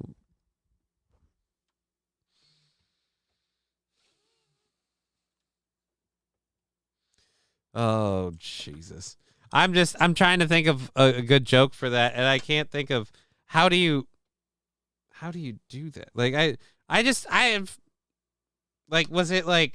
was the school uber religious? Like you say Southern Baptist, was like the area Southern Baptist, or like the school was Southern Baptist, or like there was a crucifix on the wall and they were like, you're going to fear Jesus. Please God, restore Donald Trump to the White House and remove sodomite reading material from our schools, says Smackmaster 01231. Well, I feel like the parents are going to get that pretty good. As for restoring Donald Trump to the White House, I don't know how I feel about that. I personally, I don't know. I think I am Donalded out, But I am not a man to determine who you should want or vote for as your leader. So you do you, homie. We had book burnings, John. Holy shit, really? You had book burnings in school? Oh my God. That is insane. I actually, I grew up in a small town called Pine Island, Minnesota. And we had a lot of shit, but we never had anything like that. Like, oh my God. POTUS has no say on what happens in states, the 10th Amendment. Well, that's why we have things like DeSantis in Florida happening. And that's why I'm hoping stuff like that will spread. But then you have to hope you have that government, which is the problem we have right now in, say, like Minnesota. We have a very liberal government. I don't think that Senator Study Hall Monitor would let us take books out of the library for that. I don't know that we want to go through like DeSantis is weak. DeSantis is weak? What? Don't tell him that. Don't tell Florida that. They certainly don't believe it. I don't know. I don't care. Is he strong? Is he weak? I don't know. He's doing stuff.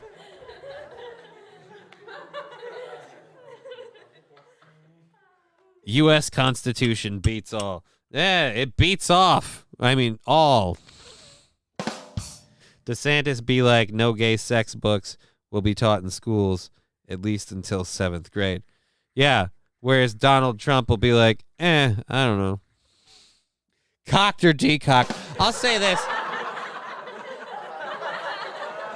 Donald had some funny shit. CNN is appalled about these books being banned, but pat themselves on the back for banning Mark Twain. Oh, yeah, exactly. That's the other problem.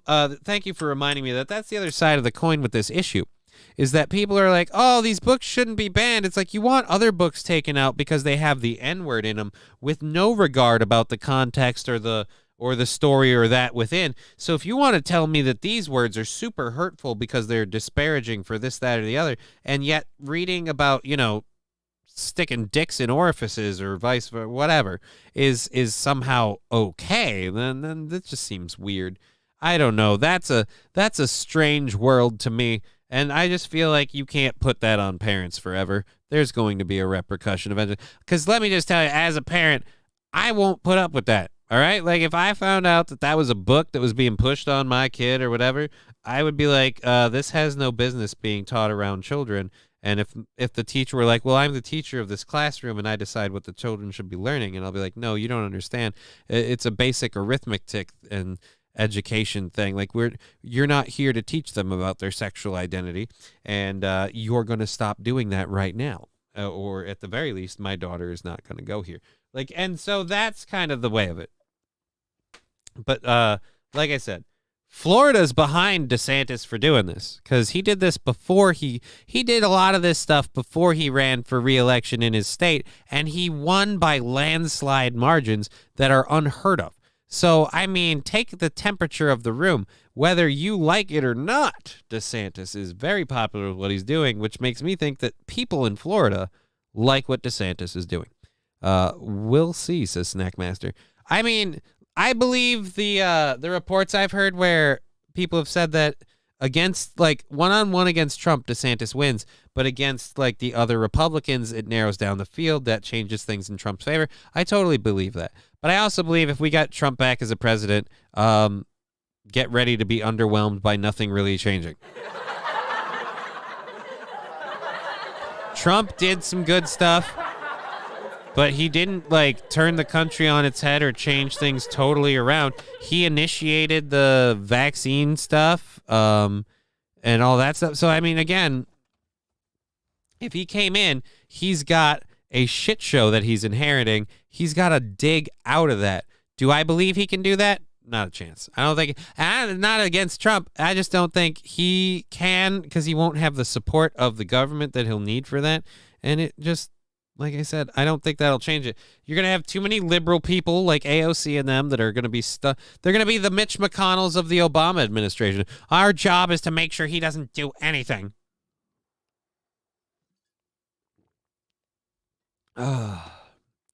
Can't win the general, especially if there's a third party candidate worth anything at all. Like I said, I don't think DeSantis can win. I think DeSantis can beat Trump straight up, but I don't think DeSantis can necessarily beat Trump if he has to deal with everybody else in the field, too. So, I mean, we'll see how it goes. For fuck's sake, AOC isn't liberal. She's a leftist. I'm not saying she is liberal. I'm saying she's a part of the Democratic Party, and she's going to be a part of the government that staunchly opposes anything Trump does, just in general. So I'm saying even with good intentions, Trump's going to be, bogged down and beleaguered by people in the government who just don't want him to accomplish anything. Not to mention, I don't want another grandpa in chief, okay? Fallen the Great saying, why are all the books about sucking dick? I bet if it was about jamming some clam or some scissors, really filthy Republicans wouldn't care. That's right. I bet if it involved, slurping up a snail trail, we'd all be fine with it, right?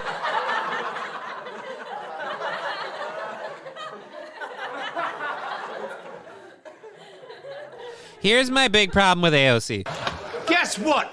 David Chandler I got gifting a another fever. sub. Thank you very, very much. And the only prescription is more Third cowbell. one in. Here we go. Whoa. Thank you very much, David Chandler. If you guys want to kick off a hype train, we have videos and stuff. And, that stuff counts in retroactively for so long. So, do what you can. Stop fucking kids and stop talking to them about sex. It's rather simple. That was my whole point of this article that we just did was like, yeah, I'm tired of the argument being painted as the horrible Republican government and the laws they had to enact. I want the argument to be painted as I feel like it should be truthfully, which is, you guys, it's a simple rule. Stop trying to the kids. Thank you for the taco night and the 100 bits.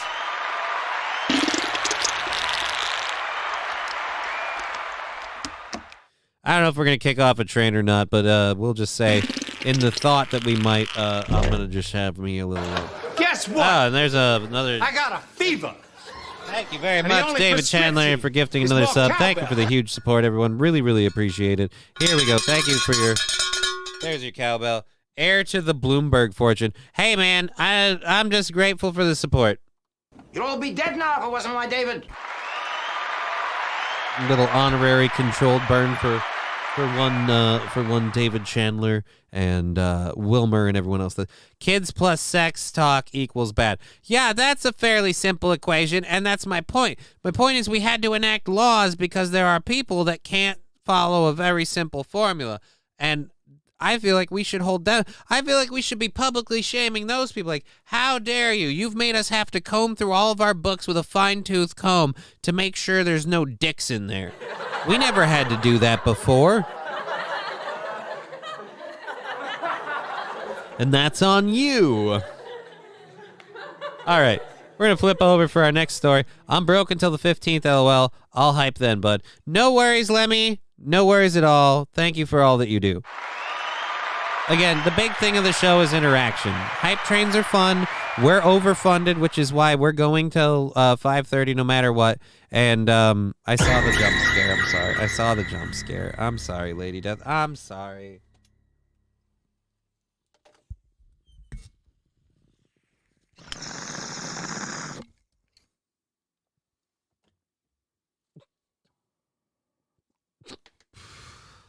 Anyways, so yeah, I saw the jump scare and still made me jump. Well, I mean, but if you know it's coming, you're like, eh. Saint Laurent's still on it with his pedo restaurant. The restaurant is conveniently located next door to the local church. Home delivery is also possible. With their signature white vans with license plates reading candy, they also welcome facial hair for halter.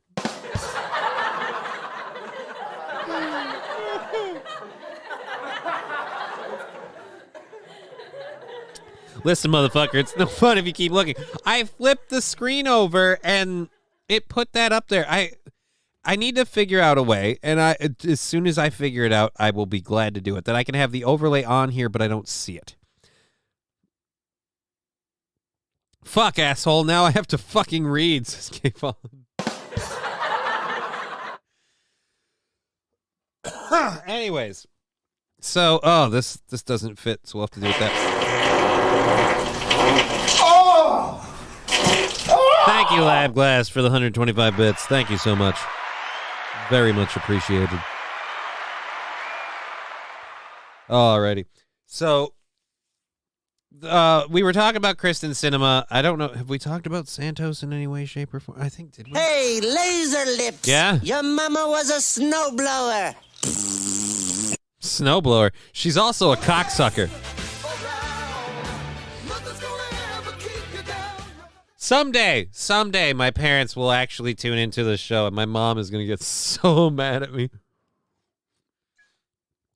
How long have you been calling me a cocksucker? Probably since I started. If we're honest, it's been something that's been kind of a staple. All right, fine. Wilmer got that one in. Does that count? That fucking what? Nobody's happy unless I'm making mud. What's going on here? Oh, Jesus. Anyways, thank you so much for the 25 bits. There's a 15-second delay, and my timing sucks. Yeah, it's a difficult thing. Thank you for the 100 bits and the egg chair sticker. If we get a hype train going, that stuff will all count. We've got 2 stories left for the beginning, or for the second hour here. Then we're on the second hour, and then we have a show prep till 5:30, so we're good to go. That one got me too. Yeah, dude, that one gets a lot of people. I'll be honest, I shit my pants more than I want to on this show. That's just the way that it goes. That's just the way it is. Some people are making mud. Alrighty. So back to this story that I keep trying to get into and I fail. George Santos says Kristen Sinema told him to hang in there, and her office says that's a lie. I love it. At this point, why? Thank you for the 1,500 channel points, but seriously, what? Yeah, but why? Thank you for the 1,000 bits. Thank you very much. And the squeaky finish for the 20 bits. Oh, alrighty. So this is got him. Yeah, you nailed me on that one. 1,000. Now we should do the hype train and all this stuff. Just kidding. We can pop that out. It'll be fucking. It'll all jump in. At any rate, so back to this story. Out of Washington, D.C., Representative George Santos, the Republican from New York, said in an interview on Thursday that Senator Kristen Sinema, the independent from Arizona, consoled him after his tense exchange this week with Senator Mitt Romney, the Republican from Utah. But Sinema's office says she never spoke to Santos. I mean, at this point, just everything he says. Why are you interviewing him? I just feel like when he says anything, you go, "No, you didn't." Yeah, no, I didn't. No, I didn't. I didn't speak to anyone. I'm sorry. Oh, Jesus. Okay, so to recap, he's lied about a lot of stuff, but apparently now he's also claiming that was consensual. Thank you, Lady Death, for 25 bits. He's also claiming now that people are giving him support, and I love it that they're distance. No, I didn't say shit to that guy. Fuck no. Oh no, he has got like fucking political aids. I do not want any of that. Oh, so this is the video from Romney. I never saw this. I guess Romney told Santos he doesn't belong in Congress. That's hilarious. Podcast fans, ready to unlock our true crime mysteries? Try Dateline Premium on Apple Podcasts. I don't want to. Get early access to originals. Plus, are you going to teach me how to murder people? How do I mute your ad? So head to Apple Podcasts. How do I mute your ad? It's horrible. Subscribe. Thank you for the 20 bits. A tense exchange mere minutes before the president's arrival. Cameras capturing this moment between Senator Mitt Romney and embattled Congressman George Santos. He shouldn't have been there. He shouldn't be in the. Look, he's a sick puppy. He shouldn't be there. Romney, clearly disturbed by Santos, speaking to reporters about Congressman George Santos. He shouldn't have been there. He shouldn't be in the. Look, he's a sick puppy. He shouldn't be there. Romney, clearly disturbed by Santos, speaking to reporters about the interaction just after the address. I didn't expect that he'd be standing there trying to shake hands with every senator and the President of the United States. It's, given the fact that he's under ethics investigation, he should be sitting in the back row and staying quiet. While there have been many complaints... Oh, let's admit it. Part of it is, too, because, like, your magic underwearing religion is totally not cool with everything that he is, and that's fine. That's fine. You can be a bigot. But that is... That's a bold statement. I gotta say, nobody else is saying that about he shouldn't be here. Not the other people in Congress, not his constituents that voted him in, not the people, the ethics committee. It's about the freshman congressman. House Speaker Kevin McCarthy says the ethics committee has not formally opened an investigation, but it isn't ruling one out. Among potential targets to probe, a letter from a prospective aide to the committee accusing Santos of sexual harassment. CNN reporting Santos denied the allegations. His office has not... How long have you been in Congress? We've got sexual harassment now? I mean, Jesus, could you behave yourself for 5 minutes? You aren't even supposed to be there. They voted for somebody else, the person you wrote down on paper. We found out that was a character you were LARPing as, and now, quite frankly, it doesn't look good. How about you keep it in your pants? I mean, Responded Jesus, to man. NBC's request for comment. Amid the mounting controversies, Santos recused himself from committee assignments last week. Not enough for some Republicans, though, like Romney. He shouldn't be in Congress, and they're going to go through the process and hopefully get him out. But he shouldn't be there, and if he had any shame at all, he wouldn't be there. R. Garrett Haake tried catching up with Santos today. Mr. Santos, what did you make of this substance of Mitt Romney's critique that, given all the lies and scandals? Who's the person in front of him? Why is he always getting pictured with Mr. T? The only difference from Santos and any other Congress member, his lies haven't cost us billions of dollars. Oh, there's also one slight other difference. His lies were really, really, really lazy. Like, don't get me wrong. I personally believe that the biggest crime Santos committed is doing something everybody else does, just being bad at it. But, yeah, no, his lies are super duper lazy because it takes almost no research to find out, oh, yeah, you're full of shit. Like, he's sitting there going, I've never dressed in drag. I've never done. Oh, we have the video right here. So I'm glad that you don't. I literally just typed your name in Google. Turns out you and Gretchen Whitmer are fucking twins. Jesus. You shouldn't have been anywhere near the State of the Union last night. Excuse me, sir. While not commenting on camera, Santos did take a swipe at Romney on Twitter. The former 2012 Republican presidential candidate, not the only one laying into Santos. Former Speaker Nancy Pelosi explaining that the political realities of Republicans' tight majority may be why they're mostly silent on Santos. If they had a 20-vote margin, he'd be gone. Yeah. Yes, and if you guys were in the exact same position, you'd do the same thing. I hate them acting like, oh, they're doing it just for the seat. Yeah. You guys do the same shit. And that's why you can laugh and say, if they had a 20-vote margin, he'd be gone. Yes, because if it were on the other foot, you'd be the same exact way. If it was neck and neck, you'd hold on to him. But if you had a 20-vote margin, he'd be gone. Pot calling the kettle black. I mean, honestly, I don't know. I don't want to talk about Paul's dates. I don't. Oh. Jesus. I have trouble liking Nancy Pelosi, partially because she just looks like she's a demon. But again, the big thing for me, I've seen too many people publicly be held account for like insider trading. We always talk about how evil it is for Wall Street to engage in insider trade. Those are always villains in shows and everything. And yet this insider trader got to do it legally for years, is still sitting there sucking the teat, has made herself incredibly wealthy, and just acts like she's better than it. It bothers me.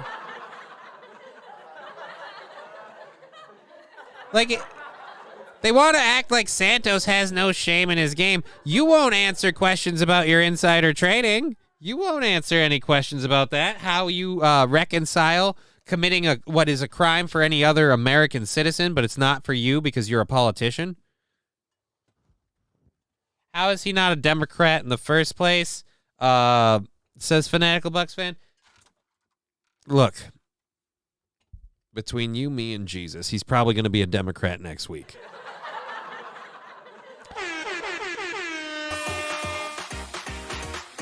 David Chandler with 100 bits and causing a sticker party. We got a sticker party coming up or happening. So if you want to get in on that, go crazy with the stickers. That would be awesome. Have fun. Again, we also do have the new one. We have the Becky sticker. So at any rate, yeah. Where were we? I don't remember. Cheer 100 YEET. Balls deep saying yeet. Yeah, cheer 100. All right, so we're kind of like doing good. I don't see why that thing's not happening. Where's the thing? Ask Martha Stewart how it worked out. Yeah, you imprisoned America's mom or whatever Martha was. I'm not cool with that, man. Martha's cool with Snoop. Anybody that's cool with Snoop is cool with me. All right, and I'm not cool with that. All right. All right, I'm gonna go ahead and do a controlled burn for that sticker party. I don't think we're gonna do a. It doesn't look like a train thing's gonna kick off, which is fine. Let's just say thank you for everything so much. Thank you.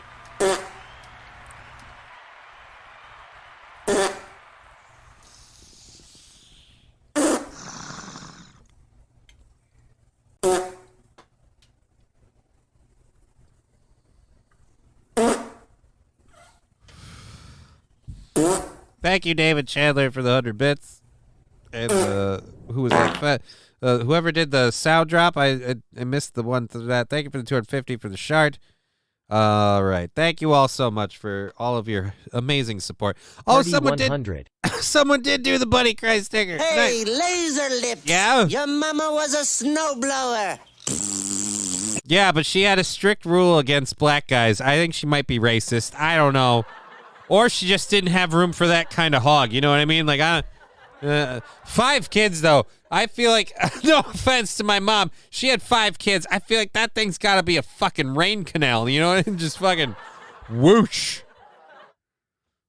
And my last sister was the smallest, so I have to imagine she just fucking fell right out. You know what I mean? Like you were taking a nap and you woke up and you had a kid. Like, that's how that goes. Thank you very much for the 20 bits. The squeaky finish. All right, I've really got to fix this. It's driving me nuts. And you know what? Can we fix it this way? How about we do it this way instead? This is a little less tasteful. Guess what? Pump that up. Thank you very much. Holy shit, 25 tier 1 subs. It's more cowbell. Well, now we got to go nuts with this. 25 tier 1 subs. Now we really need to do a hype train just to kick that in there. That's what I'm saying. But, that's because I'm greedy. Thank you so much, David Chandler, for supporting the show. 25 bits. 1, 2, 3, 4, 6.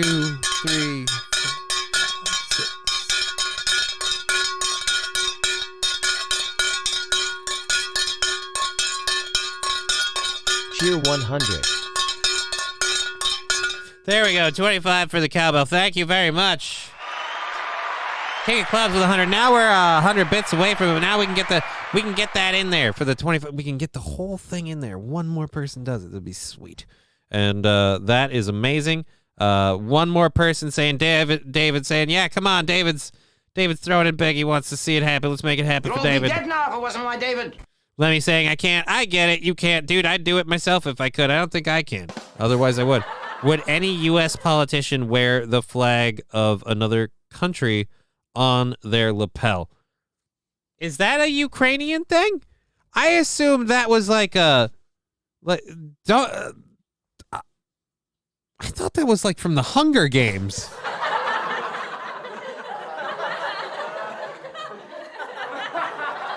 Cheer 100 Little 1478 Love Justki 39 Rock Little 1478 Bowls. Thank you, Balls Deep, for the 100 bits. Yeah, we got 2 minutes left on it. Cheer 100 Am I the One? Yeah, apparently you are. Guess what? I got a fever. And Lady Death gifting a subscription. Thank you. It's more cowbell. Gotta get this out for Lady Death. Here comes there you go. A busy little train rushing up and down on the daisy line. The mummies and daddies, the grandpas and the And here we go. Everyone's aboard on the 809. Here comes the train, and here comes driver 10-2. Wahey! Here it comes, here it comes. Here comes the train to stay. Here comes the train! Thank you so much for the train. Here we go. Wahey! Yeah, I gotta get some video for that. A serious throwing in 100 bits. Thank you so much. First time in the chat. That's awesome. Thank you. Thank you so much. Guess what? Holy shit, David go crazy. I got a fever. Another 25. And the only prescription is more cowbell. No joke, this arm is getting slightly bigger, and I think it's from the cowbell. I think it's got to be from the cowbell. That or the masturbation. Cheer 1000, cheer 100, cheer 100, cheer 100, cheer 100, cheer 100. All right, there we go. There's your cowbell. Thank you, David. It's all the spanking the bishop. No, because that's the right arm. Ah, I see what you did there. You just learned how I jerk it. All righty. Thank you so much. for all of that. This is a now level 5 hype train. Holy shit, great, amazing. We're happy. We're going to do some videos quick. But yeah, Nancy Pelosi was talking about why were we up on this? What was this? Oh, that was off the Romney thing, complaining about whatever, because Kristen Sinema did not say that George Santos should hang in there. Nobody wants to defend old George. So let's start with one of these videos here. Where are we? I don't know. Have we done this one? I hope not. Yeah, we did this one already. We did this one. This was the date one that we did the other day. Cheerwell 100 right. dicks for your pleasure. Thank you, Lab Glass, very much. 89%, level 5. Amazing hype train. So awesome. We're going to load a couple videos. We've got... Hey, laser lips. Yeah? Your mama was a snowblower. Yeah. You think that's great? Wait till you find out what she could do with a garden hose. Party 100, party 100, party 100, party 100, party 100. Thank you, David. That is crazy. I am so grateful. I'm sorry if I'm not... I'm just loading these up as fast as I can here. And then we got this one that we're going to do. And... Oh, no, I think we did that one before. The lady who ate her mattress, we did that one before. Why are you in the roster still? I should have taken you out. And then what's this last one? Oh, God. I think you guys probably saw this, though. And let me know if you have, but I have this video, and if not, we've got other ones, too. So, 65, and I'm spent. Pump. Thank you, Balls Deep. Thank you so much. Thank you, David, for that throwing in. I'm sure you already talked about the new thing the government shot down today near Alaska. What? No, I have not. Was there another a fucking balloon in Alaska? Oh, David gifting Guess what? another sub, getting us over to the level 6. Thank you so much. And the only prescription is more cowbell. Thank you so much for that gifted subscription. Big as a small car. Well, let me just look that up quick.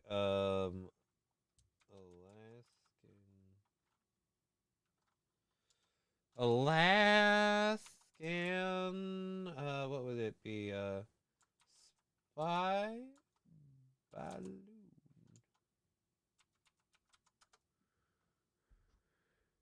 Shot down high altitude object over. This is from 50 a minute ago.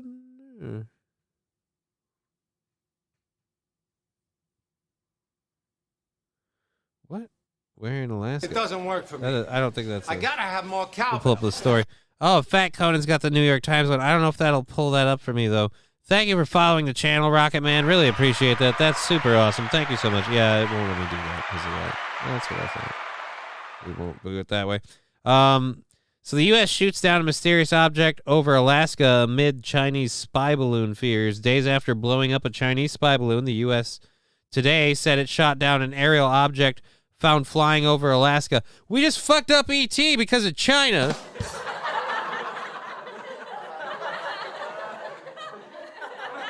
President Biden ordered the object to be shot down using fighter jets on a recommendation from the Pentagon, said John Kirby. The object was flying in at an altitude of 40,000 feet and posed a reasonable threat to the safety of civilian flight, he said in a press briefing on Friday. However, Kirby said it's unclear whether the object is even a balloon. For Suking. Thank you very much. Thank you so much. 1% of level 6 on the hype train. Thank you so much. Fighter jet pilot, welcome to Earth. All right, yes, we get it. I'm a horrible person, and I made a quasi-racist assumption about an actor's portrayal of a fighter pilot in one particular Independence Day movie.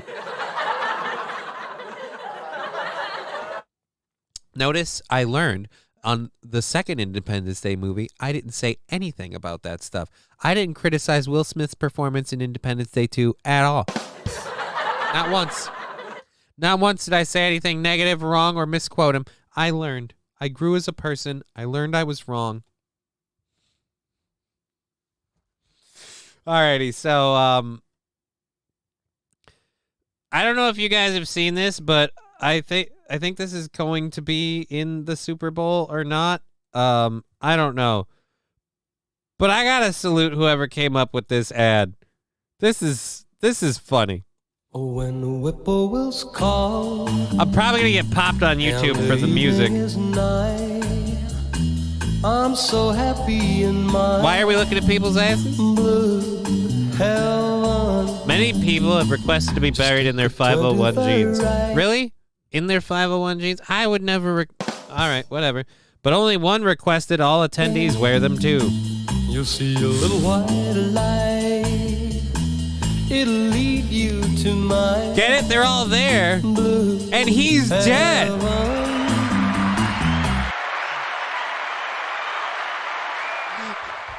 The balls on that commercial. See, our jeans are so awesome. Everyone at your funeral will be wearing them. Even you, the guest of honor. 'Cause you're dead.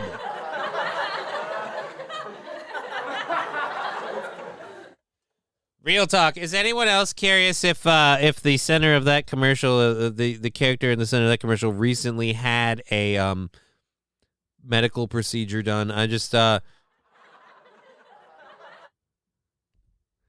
alrighty. Rocket Man saying thanks, David Chandler. Well, thank you for joining us. Sirius saying don't bury me at all. Burn my corpse and the jeans with me. I mean, I want to be ground into ash or burned into ash and then loaded into like a smoke bomb. I want to be aerated into people. That's but only people who are misbehaving. Like I'm a punishment. Like you have to carry me with you as a result of being a hooligan. That's what it is. Just go after people and cremated from the neck down and then pass my head around the funeral. I will be honest. I would like the idea of like my head, say, on a handle, like my head on a stick, and that anyone wants to talk at my funeral has to have their hand on my head or the stick holding my head, like one of those two. So like if two people want to talk, they have to share the head. But if we do that, we need a taxidermist. I want a goofy face the whole time. Something that makes anyone looking at me have a problem. You know what I mean? And if we could put like some animatronics so I randomly move, that would be beautiful. He's still alive. Motherfucker, he's missing most of his body. Still alive. Trucker saying I'm the youngest of 9. Holy crap. So that must have been like a highway. Oh, man. It's funny. This is setting up dangerous, persistent weather. Congress people will just be voted out by follow Congress. Oh, yeah. Yeah. All right. Like Billy Bob Showbiz creepy AF animatronics. I mean, yeah, kind of. I just want people to be really like, holy crap, he's still alive. He's still with us.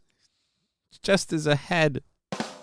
Honestly, do you think black fighter jet pilots fuck with other white crewmen and take the name? Great. Whoa. I don't know that I want to read this out loud.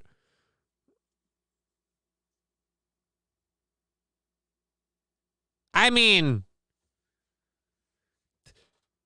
just by my hesitancy to read it, I think if they did, it'd be hilarious.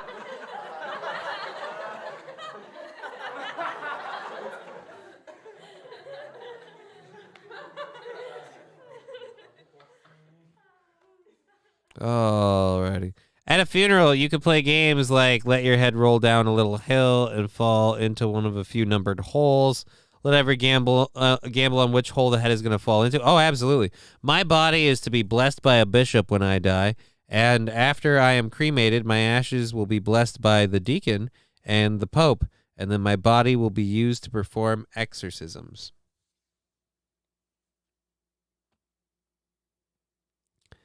I'd really like my ashes to be imbued into sensual lube for women so that I may live on in my favorite place.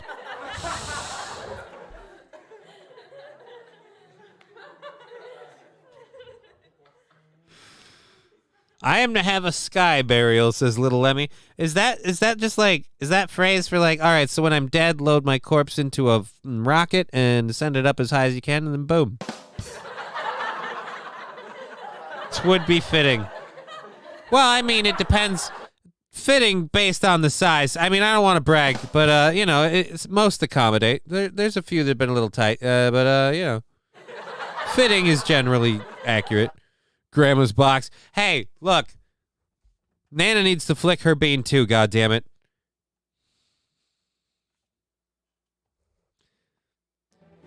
And if I stand for anything, I stand for every woman, regardless of their age, above 18.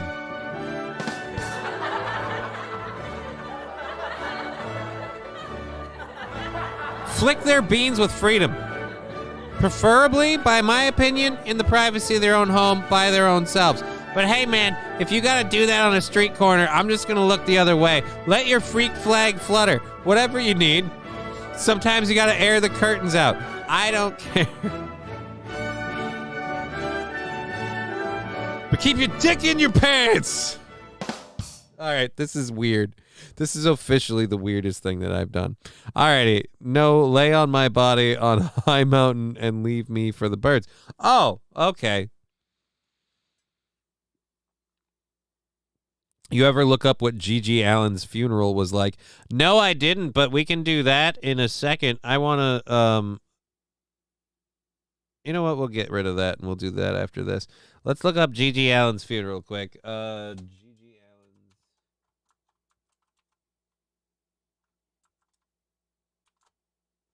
Holy shit. You just type Gigi Allen's and the first thing is funeral. Apparently, that was insane. What? Okay, so I know about Gigi Allen, but what the heck?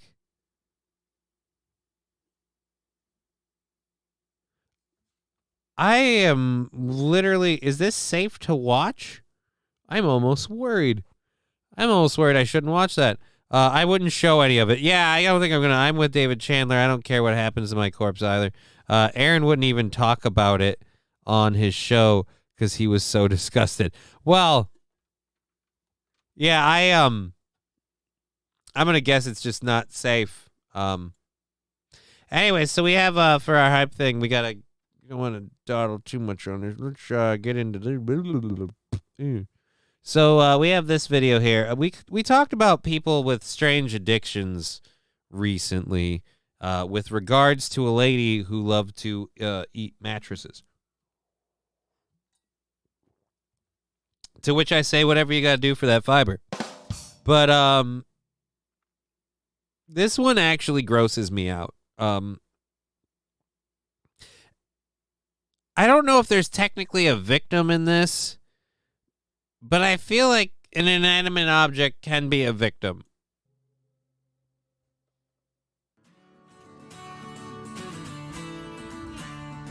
My name is Nathaniel. I'm 27 years old. And I'm in a serious relationship with my car. He's in a serious relationship with his car. You know, the old fucking, was that Queen? Like after just, I'm in love with my car. That guy. He is literally in love with another woman ate her husband's ashes. All right, there's a lady that eats boxes of chalk daily. Ugh. Boxes of chalk is one thing. Eating your husband's ashes, I suppose, you know, wash it down with some Nesquik? I mean, I don't know. I hope it runs him over like Christine. I mean, with what he's done to the tailpipe. Sticking it in the tailpipe, eh, says Toastmaster? I already went there, but thank you. At least pick a better car than Illumina. Oh, now I'll just get it. Now you just picked a trashy broad, is what we're saying. Was that Illumina? Morning, baby. Oh, this is so gross. Oh, Morning, baby. The guy obsessed with rubber and balloons, etc. is hilarious. Oh, that's it. The cringy. Yes, this is cringy. That's why we're having fun with it. That's why we're digesting it. It's a fun dose of cringe because this dude is in love with his car. Don't get me wrong. I love my Ford. I have a cute little name for it and everything. I would never make out with it. All right? And I quite frankly feel like that car did not give you consent. That is a sex slave you have. Handsome man. Wait, what? Handsome man. I don't know why, but for some reason it gets weirder when the car is a dude. Nathaniel is in a committed relationship with a car that he's named Chase. He met Chase in a resale lot about 5 years ago. I saw him looking at me with those headlights, those blinker signals. And when I opened up his trunk, I knew he was the one. My red truck is a dude. Look, Lemmy, that's fine. Or the chick who huffs Febreze. That's scary. But yeah. Do. I don't know what that one's supposed to be. All of my vehicles have been a dude. Yes, but you guys are ladies. I'm just saying, especially if you're attracted to the car, I just kind of assumed the car was a lady because, again, most guys tend to think of their cars as ladies. I'll be honest, my car that I currently have is a dude. I also am not sexually attracted to it. Like... But that's because of whatever. I am with you on that one, though. It just, again, I would have expected if you've gone so far as to love your car that, although I suppose if you are sticking it in the tailpipe, maybe he's got a point. But then, what if you're the car's bottom? What's the car's dick? Are you riding the stick shift? Love you, baby. His body and then his interior and everything just together just seemed... His body and his interior. And then when I sat in there and his auto start... Turn your drive shaft and cough. Oh. And another thing, man, stay in your lane. That's a red car. You should be dating a nice white car.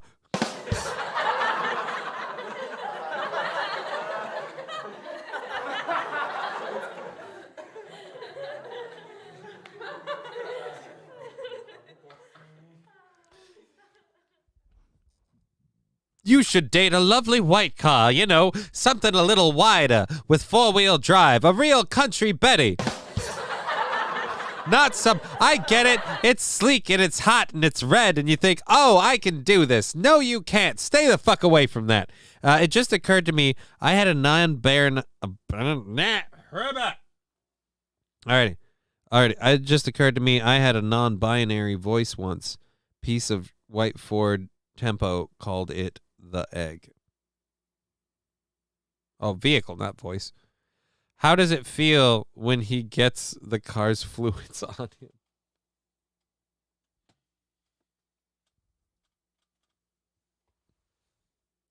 Hey, dude, you know you got a little motor oil? Yeah, it's premature. Is that brake fluid? Or jizz? Maybe Chase just loves me. No, dude, I think you need to, like, fix your brakes. What would you know about my boyfriend? I had a probe want to see where I kept it. Oh. I had a Grand Am. I had a Pontiac Grand Am. It was a piece of shit. It was also my first car. And for some reason, your first car always holds a special place, you know? Even though it was, again, an atrocious piece of shit. And, holy shit, we're getting raided by Jimmy. I feel strangely drawn to its presence.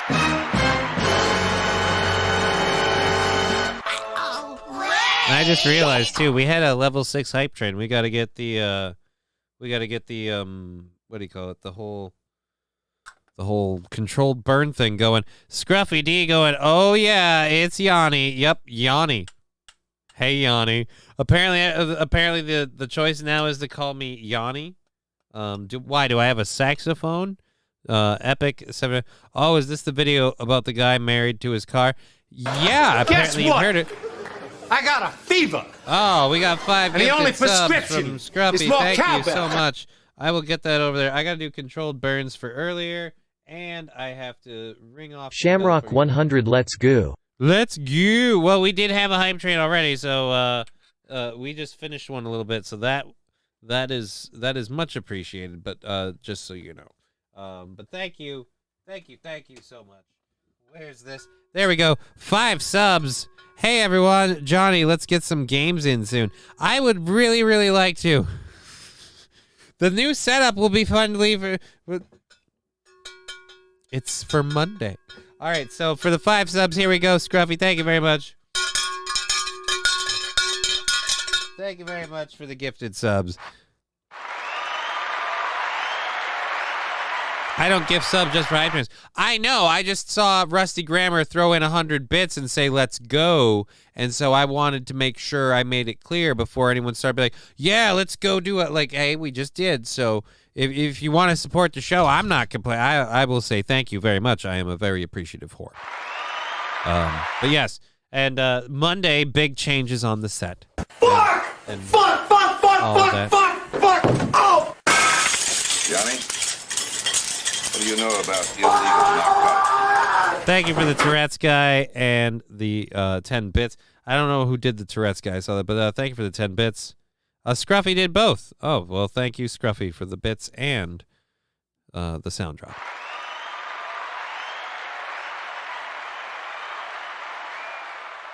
All right, where's the thing that the stuff? I gotta do this. Did I have a lighter that works? We do. There's a pickle on it. I'm not David Chandler, but I try. Dude, I'm thankful for every bit we get. I don't want anyone to ever misconstrue. If you support this show, even if it's just the channel points and interacting, thank you. To the highest heavens, Lord, please do not let this Becky get any purple-headed yogurt slinger from any man. Absolutely none. I love that soundtrack. To fit, and I just felt an instant connection. Oh. Nathaniel's obsession first developed as a teenager when he would build. Is that your mom, your sister, or your girlfriend? Because depending on the answer, I might understand. Model cars, but he didn't. Oh no. Model cars. But it's just limited to cars, right? Like it wasn't like models aren't a gateway to stuff, right? Like I'm not gonna try to Gundam, right? Like I mean, practice safe sex, use a Gundam. Welcome Raiders and Jimmy. Yeah, welcome everybody. Thank you for joining us. It's amazing. Hey baby, want to go to the drive-in? I mean, I have seen porn where women fuck the manual shifter. Oh, that's just. She shift. We were giving it to her, and she shifted into high gear. What caused the accident? I came while my foot hit the clutch. That was the problem. Only if the Gundam looks female, Johnny. Well, I mean, technically,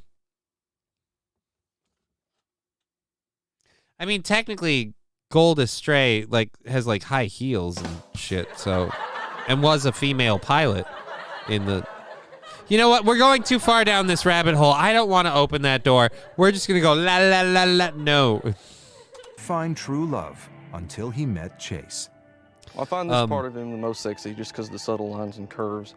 Oh my God, no! I found this part the most sexy just because of subtle lines and curves. When nobody's around, I like to rub my dick on it. I'll be honest, my peckers kiss this part of his hood more than I want to admit. I polished this part of the car with my mushroom tip. If you catch me, I've honestly lost it a bit. In his defense, the car is hot. I mean, yeah, but that's only because it's parked in the sun. Put that baby in the shade. I'll give him a kiss here, and just kind of caress him down the side. My initial reaction was roommate. roommate.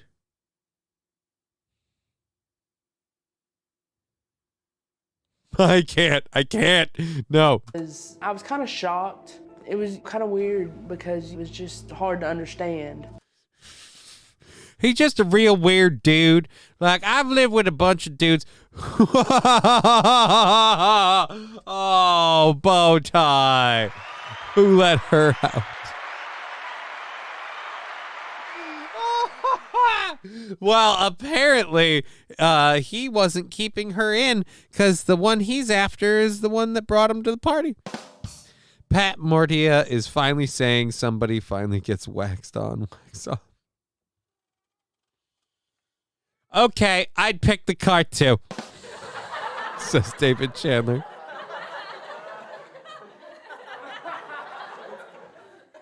But now if you meet someone else and like you guys like F, do you feel like you're cheating on the car? Do you fuck in the car to have like a three-way with the like technically like the car's getting in on it too? Like, how do you know when the car comes? Or are you just a selfish lover? Objectophilia is when a person develops strong emotional and sexual relations with an object. Wait, I couldn't read all that. I'm retarded. Let's go back. With an inanimate object. Okay. So like my cat does with the stuffed dog. Some cases include attractions to roller coasters, an elevator, and even the Eiffel Tower. Well, the Eiffel Tower is a giant metal dick. I gotta have more cowbell. Thank you, Bulldog Channel 613 for following. Thank you. Or Bulldog Child? Is that Bulldog Child? Maybe. Bulldog 613. I don't know. The car comes when it gets a Uber. Oh. Waving hello. Hello. Hey, how you doing? Thank you for following the channel.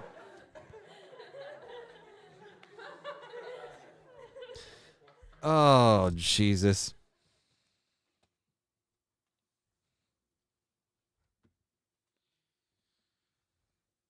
Sir, we were changing your oil and we noticed there was a lot of some sort of weird coagulated substance in the windshield wiper fluid, and we wondered if you knew anything about that. I gotta have more cowbell. Thank you, Carl Zax, for following. Carol Zax? I don't know. I apologize. I am literally medically retarded. Thank you for following the channel. Welcome to the show. So yes, the Eiffel Tower, the world's largest dick. We get it. Some people like, okay, fine. Wait, are you saying the Eiffel Tower? But let me tell you this. I gotta say USA, USA. You tell me the Washington Monument's got nothing? That's a giant proud... You're a dick, Wilmer.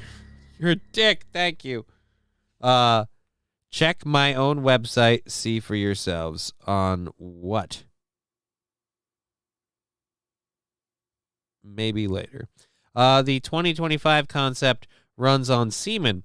That's right. You pull off to one of our fucking stations and fill your tank in privacy.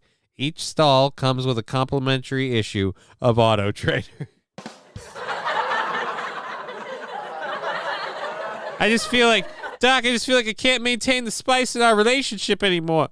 Like, I can't go cross country because I'm going to lose it halfway through. You know, like, you at a certain point, I got to look at a Firebird for just a little bit of, and then I know they're like, what? It's the Bronco doesn't do it for you. Like, no, I'm sorry. They got to change. Sometimes I just want, something with different rims. Is that wrong? I just want bigger rims. All right. I know the rims you have are great. They're natural, but, aftermarket, is that a crime? Is it?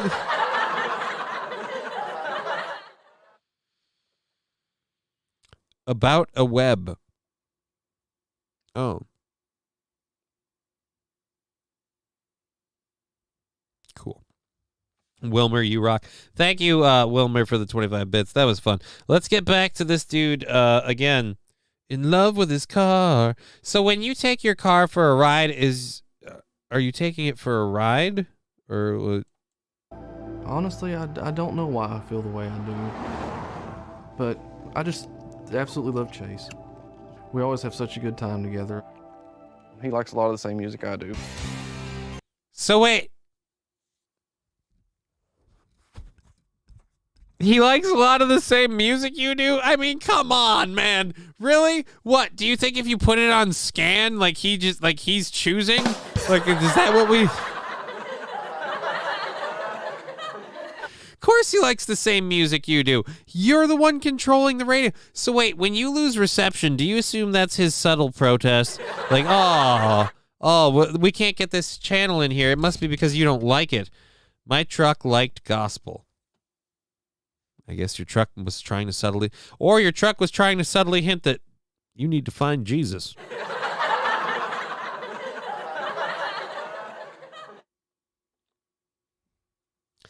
His favorite band is Motorhead. Oh. Okay, now other songs that Chase is reported to like Little Red Corvette.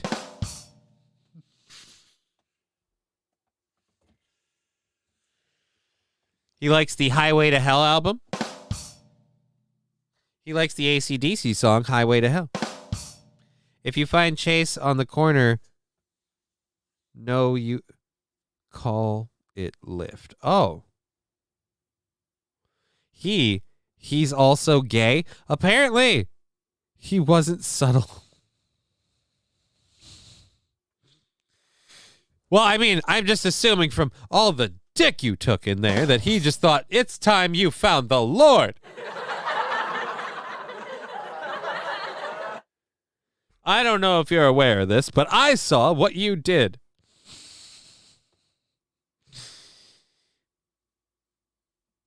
Oh, Jesus. You keep knocking, but you can't come in? No, I'm judging just from this picture alone. He's come in, on, and around. I'm guessing a black light is not your friend inside that automobile. You do not. Jackson Pollock would be ashamed at the splatter art that he has done in there. And somehow avoided all the windows. It's weird, right? Like, you'd think even once, like, you'd accidentally screw it up, you know? But, whatever. We have a favorite song. It's Can't Fight This Feeling by REO Speedwagon.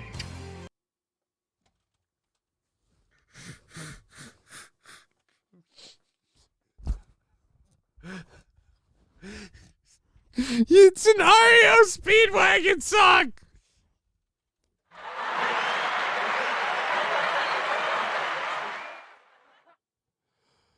Can't fight this feeling. You know what? I bet there's another song they like too. It's by R. Kelly. It starts out with my mind keeps telling me no, but my body keeps telling me yes. Yeah, I don't remember what song that was off the top of my head, but I'm sorry. How you buy something for your fiance or your wife, and then usually for his birthday, I try to do something special for him too. The favorite date was his birthday. What's his birthday? Is his birthday the day you picked him up from the car lot? Take us, T-Bird, away. Or is his birthday the day he rolled off the assembly line? Have you gone that far? Has he told? Most people drive a gas guzzler. This guy drives a cum guzzler. But honestly, you know what, Johnny Chimpo? I got a question for you. Birthday is hump day. Oh. On his birthday, I let him fuck me. We put a big black dick on his front bumper, and I just let him roll into me. On a very, very, very subtle incline. Sick black Cadillac. Slick back. Oh. Slick back Cadillac. I screwed that up royally. I'm sorry. would be going to the lookout area. No. How are you comfortable with people filming you doing this? How? Lean against him a little and just be with him, man. Does he look like a chubby, like, Aaron? Am I wrong? Oh, my God. Oh, my God. I know what I'm doing with this photo.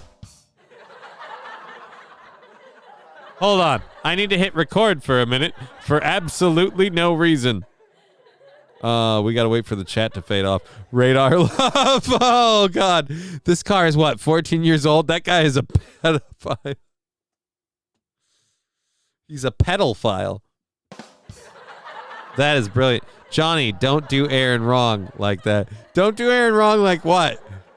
Don't do Aaron wrong like what? Like take this photo at some point and just kind of Photoshop his face onto here. It could be him. It could be him. Seriously. If Anthony Cumia were to take April away from him, I could see him getting, obviously it would be like a Buick LeSabre or whatever, but he'd fall in love with a car. He'd be done with women at this point and not quite ready to admit that he's really into dudes. So he'd do it with the car. Tuesday morning, look for a new job. Why? Because I said that could be...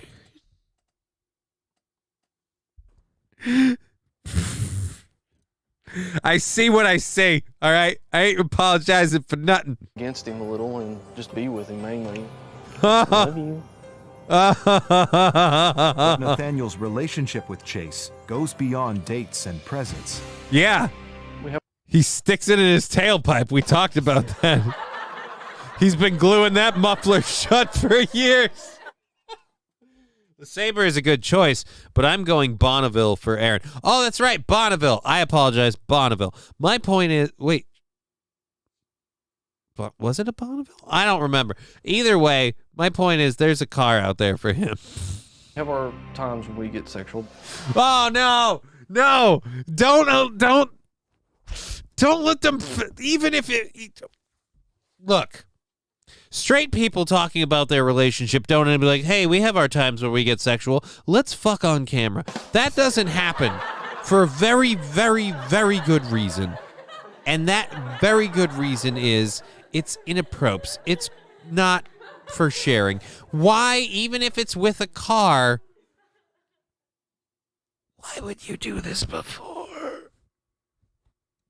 Why would you do it on camera?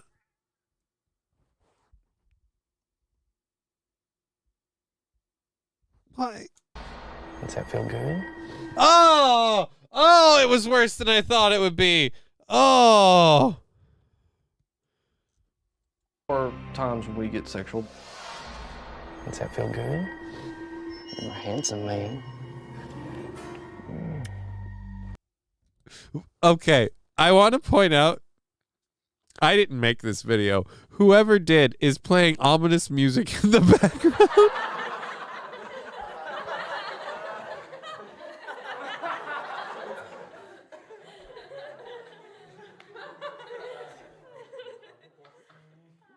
He'll be happy you said someone else is a fat version of him. I didn't say that was a fat version of Aaron. I said that looked like a fat relation of Aaron's. And I also said that it'd be very, very funny to Photoshop his face into that picture. Please get out the interior cleanser and start rubbing it on the dashboard. Fuck off. Dude, I feel like Armor All ain't gonna cover you here. You know what I mean? This dude weirds out everybody at the shop. He walks in. He's like, hey, I'm looking for something. Like, he's just at like a Jiffy Lube or whatever. I'm looking for something to clean the interior of my car. What do you have that works well on cum? Like, just do a lot of spanking it in your car, do you? Watch a lot of women or something? No, actually, I'm sexually attracted to my car. Sometimes I auto start him. Sometimes he auto starts me.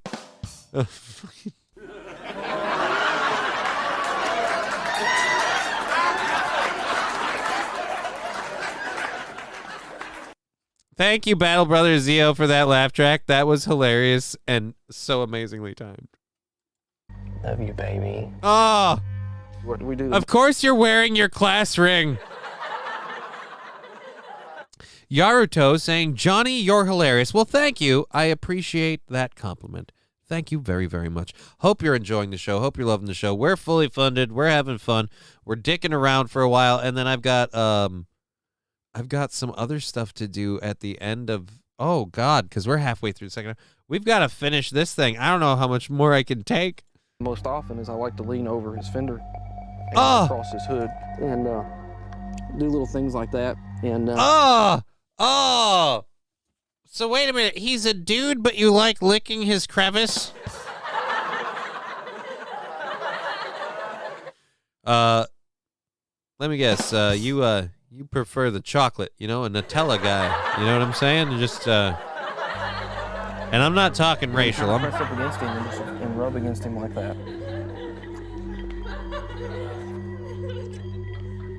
One of his more bold positions is for me to be underneath him. One of his more bold positions. You say that like he can do this willingly.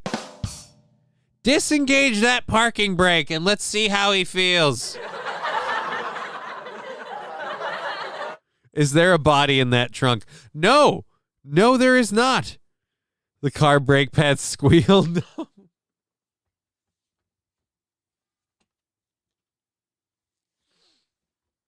Again, I just want to know, how do you get consent?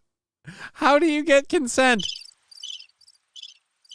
How does he tell you that he wants this? Because I personally, I have my reservations, mostly for the Uber ride to the airport, but I have my...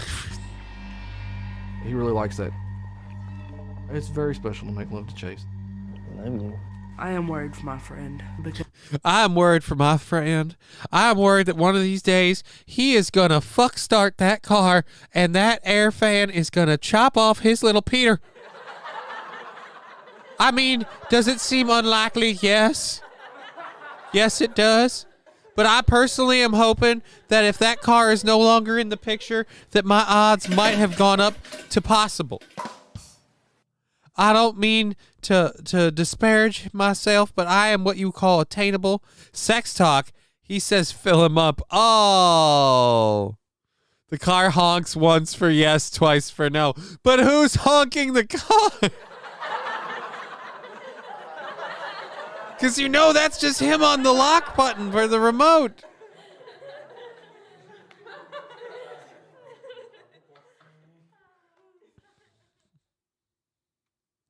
Who honks the honker? Because it's not normal, and... Really? It's not normal? The fuck you say? I don't know about you, but I start my day every morning with elaborately tonguing my car. And I'm not even like this guy. I don't even wash it, all right? I'm in Minnesota. She's a dirty bitch, and I like it that way.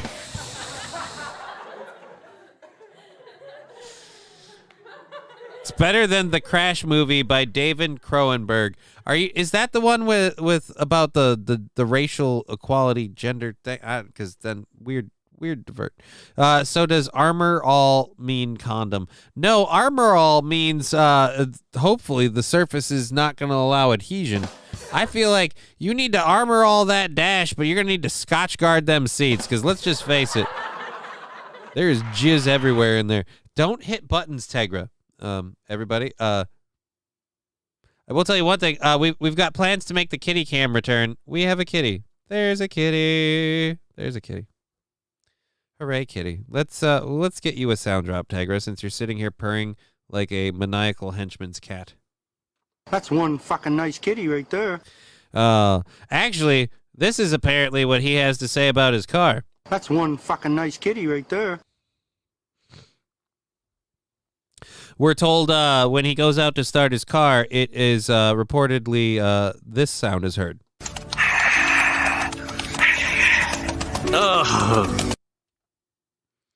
Oh, Midland Armory just started following us on the Rumble channel. I'll link that really quick. We don't have that to link. Oh well. I'll link that later. We have a Rumble channel we're trying to get off the ground, and once that's going live, we'll do that every day of the week live with the Twitch and the YouTube. And we'll also be when we bring you Rumble aboard, we're going to do a Rumble exclusive show on Rumble Sundays. Rumble Sundays. Give it to me in the ashtray. Oh no. Crash. After getting into a serious car accident, TV director discovers an underground subculture of scarred omnisexual car crash victims who use car accidents and raw sexual energy they produce to try and rejuvenate. Oh. That is not at all what I thought we were talking that old movie where it's like, hey, the guy that seems like a dick really isn't racist, but the guy that seems super woke is also like kind of secretly racist thing. I don't remember. Breaking news, Crash got an oil change. Is now passed away. No, his name was Chase. His car's name was Chase. You know, as in the thrill of. Oh.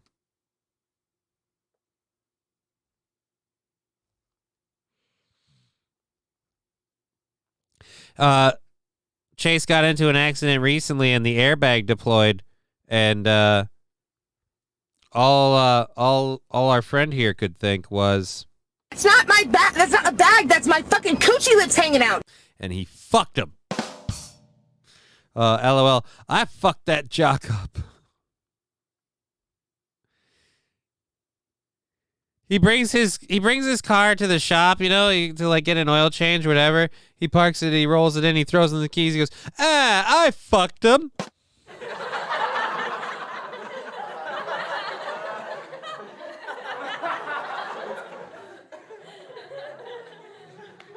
We need to see what's that.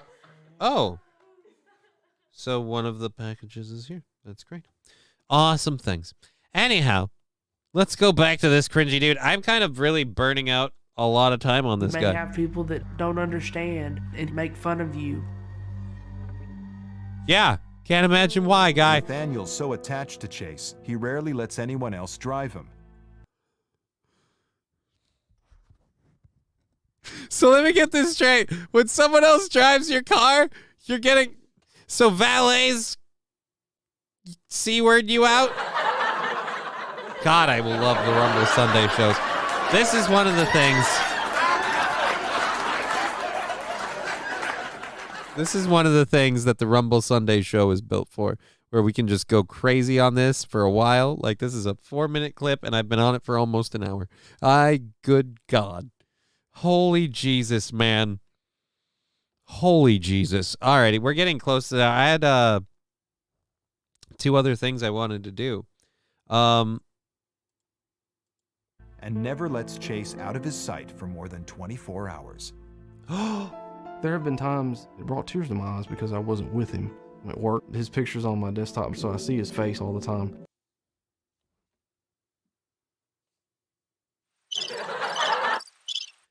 So if this is his face, is the bottom part of the air dam, is that his mouth? So is that where you get your oral? It really bothers me when he gets dinged or scratched. If something were ever to happen to Chase, my heart would just stop. I just have to gather myself here. I'm sorry for all that. So let me get this straight. You're like one drunk driver, non-attentive driver, white woman, whatever, insert stereotype here, away from literally being inconsolable. Is that an outhouse in the backyard? I mean, would that be, I'm sorry, would that be the most shocking thing now? Do they have an outhouse in the backyard? So let me get this straight.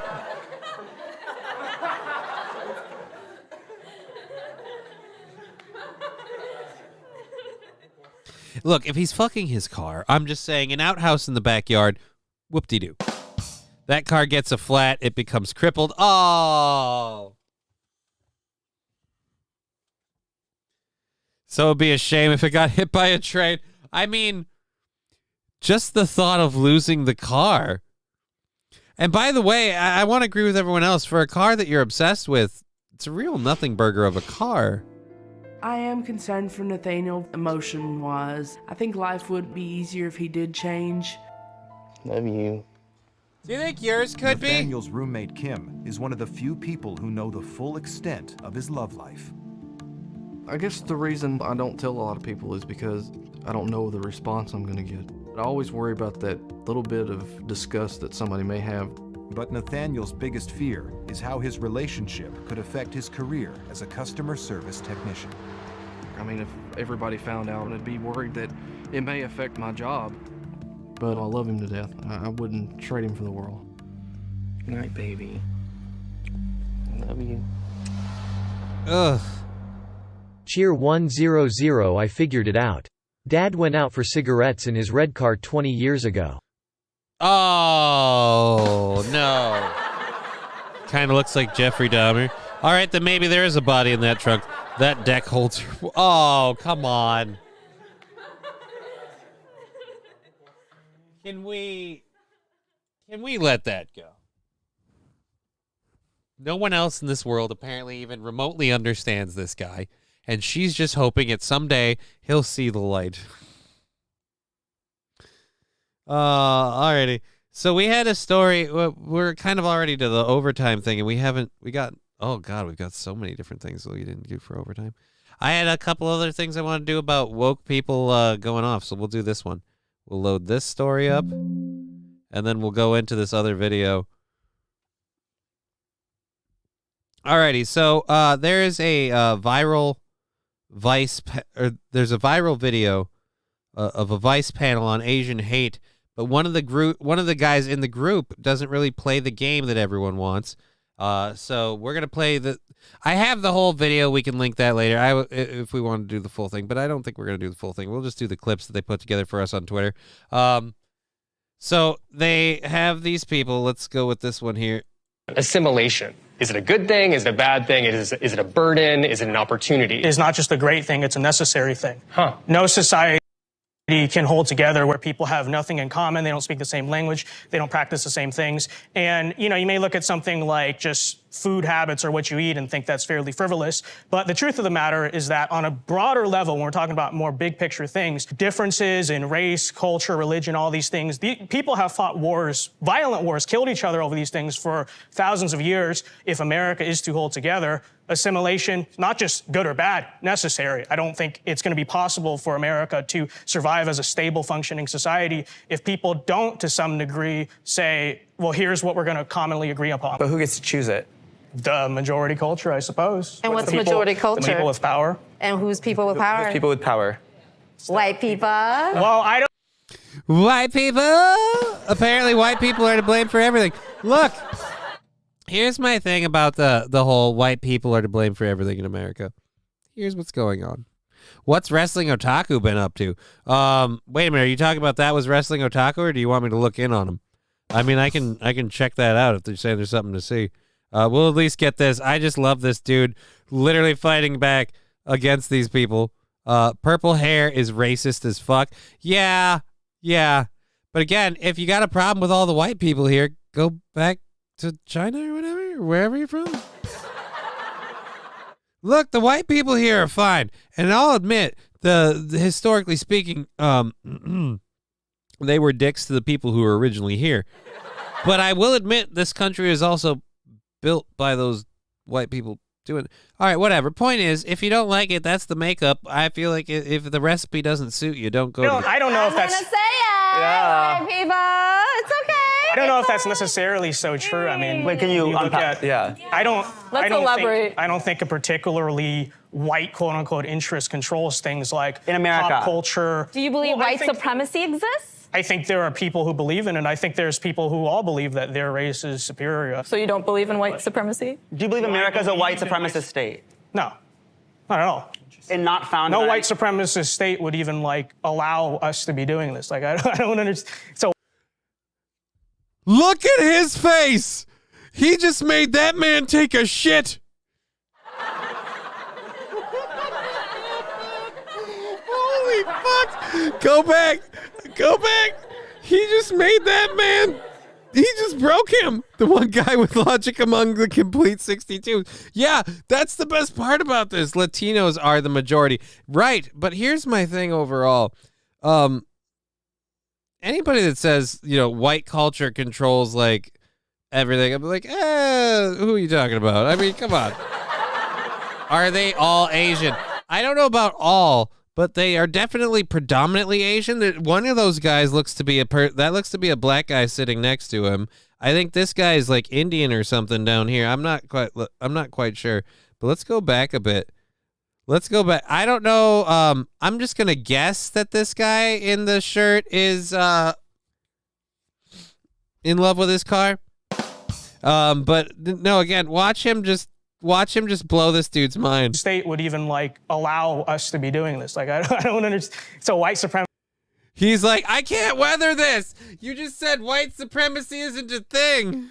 There's just KKK people walking. Actually, I go around New York City. I notice that, like, I guess Brooklyn a little bit different. Most of the people here are not white, and they're doing their thing. So I don't understand. What does doing their thing mean to you? Going to work. Are they making the same amount of money? The same amount of money doing what? You can't just make money because... I see one black dude and one Latino in that group. There's a couple of different people. Let's see. Is this another one? Assimilation. Is it a good? All right. There we go. Statistically, it is true that Asians, right, on average, make more money, in terms of medium, make more money, better test scores, get into better colleges, all that stuff. I think the question is, why is that? And I don't know, model minority, whatever that label wants to mean. That's actually a myth because we cannot be... Well, no, listen. Well, let me finish my point. We need to observe what makes people successful and unsuccessful. And I think when you look at trends that are generally true in the Asian community, not of everyone, but are generally true, usually you have families that are sticking together. You have, He's breaking them! Are taught. Oh my God, he's breaking them!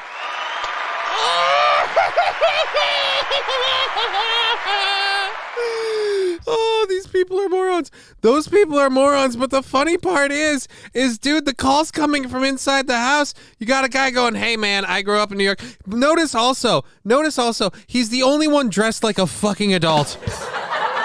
And I'm saying that as a guy in a t-shirt sitting in front of a bunch of toys. I'm aware of what I am. They've never once heard truth, as you can tell. More importantly, they don't want to hear truth. They like being a victim. They like sitting there going, no, it's not that I don't try hard enough. It's that the world's racist. I guarantee you, purple hair, let's flip back over quick here. I guarantee purple hair, who's just out of focus here, has never once approached any situation or instance in her life and thought, oh, what have I done wrong? How can I fix this? What can I improve? I guarantee you, at every point, whenever life has denied her or failed her in any way, it's because of fucking white people. And again, this guy, same thing. But again, if we're all making your life so super horrible, why are you here? To work hard in school, not get into trouble. I think that translates to why Asians en masse are successful. And I don't think you have to be Asian or white. Black lady with the fro going, no, you are not ruining this game for me. I like being able to just bank on the race card. It's because she's a fat Asian.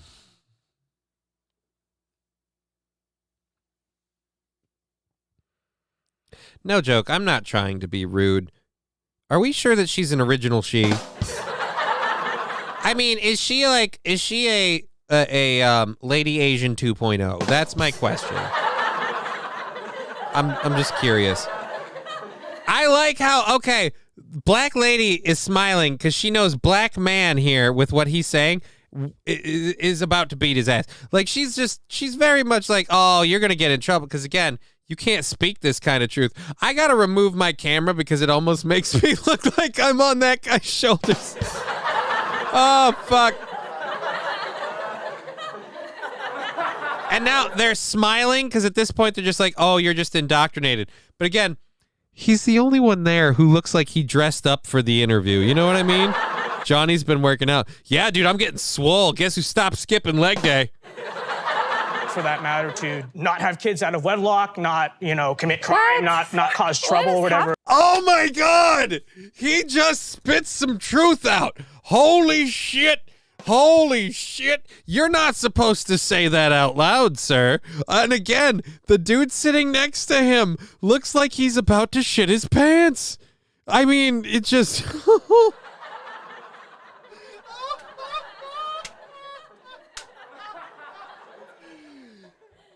And it's hilarious to me. He's in a blue suit while he's doing it. And now this dude like, oh, you did not just say that. And it's hilarious. Imagine thinking personal responsibility is wrong. Again, I don't even think that they believe personal responsibility is wrong. Here's where I'm at with most of this. They really, really like having a scapegoat. It's really, look, I understand it. I did it for a while. For a very long time, I blamed everything on my multiple sclerosis and my condition. I don't have a career because of my condition. I can't have a job because of my condition. I can't do what I love because of my condition. I found a way to make that scapegoat a thing, and their scapegoat is white people. Quite frankly, I'm jealous because their scapegoat is doesn't hinder their mobility. But at any rate, I had to figure out a way around my thing and get past my scapegoat. You guys should do the same. God, I love this one. The call coming in inside the house, and they can't handle it. It's just a matter of like, well, common sense. That's what makes people successful. And if that's so-called assimilation, having a nuclear family, buying a house, going to school, whatever it is, then yeah, okay, call me a pro-assimilation then. I think there's a difference between assimilation and erasure. Yes. I think there's a difference between assimilation and erasure. Yeah, but who's trying to erase you? Again, the erasure thing. Johnny, Mindy Kaling can get a career in comedy. You can. Oh, if Mindy Kaling. Who the fuck is erasing anything? Exactly. The only people erasing anything are the people going, we have to tear down this because that guy was a racist. We have to tear down this because that guy had slaves. We have to take this person's name off of school. Nobody's saying we need to get rid of Martin Luther King because we need to erase black history. Nobody's saying any of that. Nobody's talking about removing black books from schools. Hell, nobody's talking about removing books from schools most of the time unless you live in Florida. Again, this whole like erasure thing, nobody's erasing anything. You want to talk about erasing? Ask Kanye about erasing. His bank account got erased awful quick, and he'd be more than happy to tell you who's to blame, and it ain't the white people. Oh, Jesus. Okay, I'll break this BS up. I have a craving for wontons now. Is that bad? Sorry, I'm hungry. Well, that's the end of that. We have another video that we could go over. I don't know how long we'll stay in on it, but we're going to play this one too. This one, because of all of these videos, because I was looking into that video to research all of this, I found this one as well. I don't know that I should say anything about it. Careful, Johnny. Your rant sounds like it's sponsored by Nick Fuentes. I'll be honest, barely know who Nick Fuentes is. Don't pay a whole lot of attention to him. Well aware about his opinions about things. But what I'm saying is my rant is for comedic entertainment. Take it as such. At any rate, so this other story we have for you, well, not story, video. This other video, again, made its way to my little corner of the world because of, I think, partially that last one that I was looking into. So I give you this. Boop, boop. About what we're doing to white people. Let's talk about what we're doing to white people.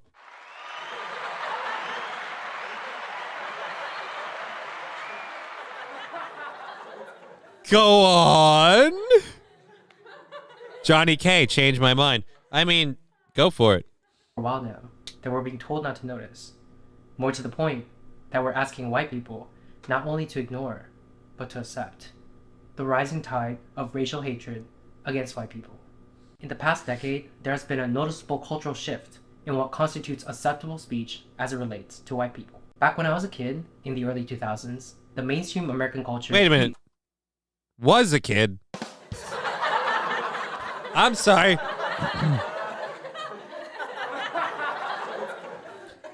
I don't mean to be rude, son, but how old are you? I mean, no offense, dude. Can you get on the big kid rides? Look, I'd say must be this tall to podcast, all right? But there's a problem with that. Regardless of the height metric, these chairs are adjustable. So fuck, I don't know what that means. That's why April and Aaron look damn near the same height when they're sitting next to each other. Oh, wait, no, those chairs aren't adjustable. I just shot my own theory in the ass. Point is, you're not a kid. What the hell did I just do? Oh, there we go. About respecting each other's differences and not seeing color. He's 8 in an engineering We say that not seeing color is racism, that you must see color. But the more I see how things are unfolding, the more I'm convinced that this is wrong. Back then, saying something offhanded about white people were seen as not appropriate, just as it would be to say something offhanded about people of any other race. But that soon gave way to our current times, in which there exists virtually no limit to what racial minorities can and do say about white people. I believe this is the natural outgrowth of a perverse ideology that teaches us that every societal ill is the fault of white people, and that whatever prejudice... Well, I don't mean to struck argue. We've had a hand, all right? Look. I'm not trying to be a dick. But we've been involved. We've been involved. But at any rate, go back to China, bitch. Actually, this guy's saying that I've hurt no one. Congress doesn't represent me either.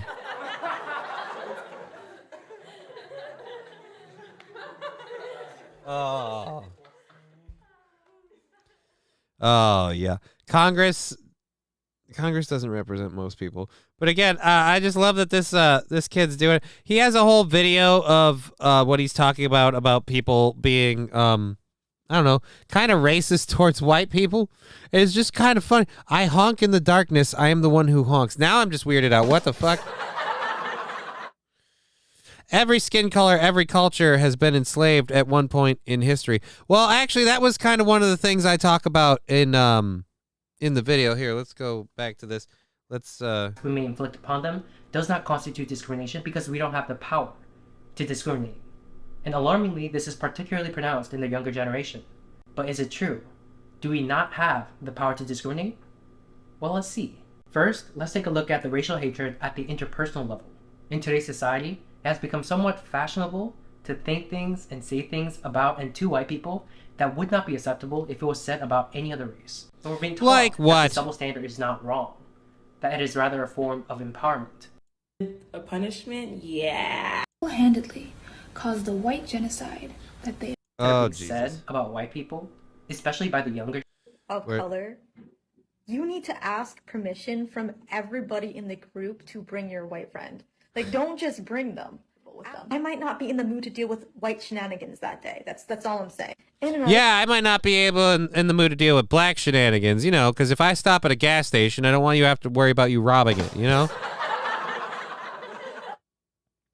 I don't want to deal with Asian shenanigans, like you try to drive. That's just horrible. These people are hilariously racist. Yes, they are.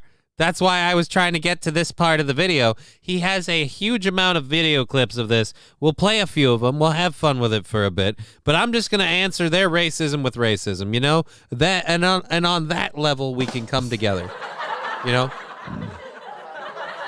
I'm going to heal their divide by meeting their stereotypical idiocy with my stereotypical idiocy. But apparently mine's superior because it's white. It's saying it feeds into their ego. Like, don't let them think they're a good white person. Accomplice his ass. Yeah, I know. Don't let them think they're a good white person because at this point, there is no such thing as a good white person, just like there is no such thing as a Chinese person who isn't a spy. All right, what's this one? Lance Tosi, a.k.a. the Modern Warrior, had a 2 million following on TikTok and gained fame replying to white people by saying, "Hey, colonizer." Oh. How can they support black and indigenous people of color? And sometimes I really don't know what to say, but here's one easy way. Just don't have babies. I mean, if we don't have babies, who is going to keep giving you money at the casino?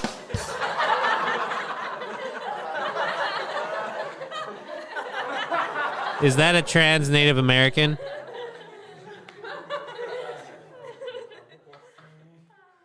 No idea. Now I've seen everything. I don't know if that's a trans Native American. I have no idea. But I'm just saying, if you think white people should stop having babies, I'm just saying, hey, you're going to miss the checks on the reservation. Single-handedly caused the white genocide that they are so afraid of. With 2.25 billion Asian women and 500 million white men, baby, it'll only take 2 generations. Yeah, but most of you guys are in China. Why don't you go back there and see how that goes? I love how you're listing off your entire, like, that means you guys have to, you realize you'd have to what? Fuck all the white guys to get them out of being white? Man, this country sucks so hard that people are dying to get here. Yeah, not only does it suck so hard, people are dying. I'm part Native American. When I jerk it, I colonize myself. Oh!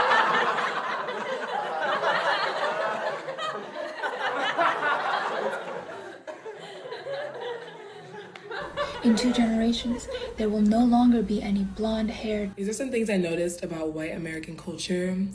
Being grounded is a punishment to them. That's what they call punishment. The least grounded, least balanced, most destructive race. Really? Have you seen what you guys do to a 7-Eleven? I'd hold off on the destructive. Oh, jeez. Considers being grounded a punishment? Yeah. They also say. So if we were to put your logic on its head, so you don't consider it ironic that that you guys considered working a punishment?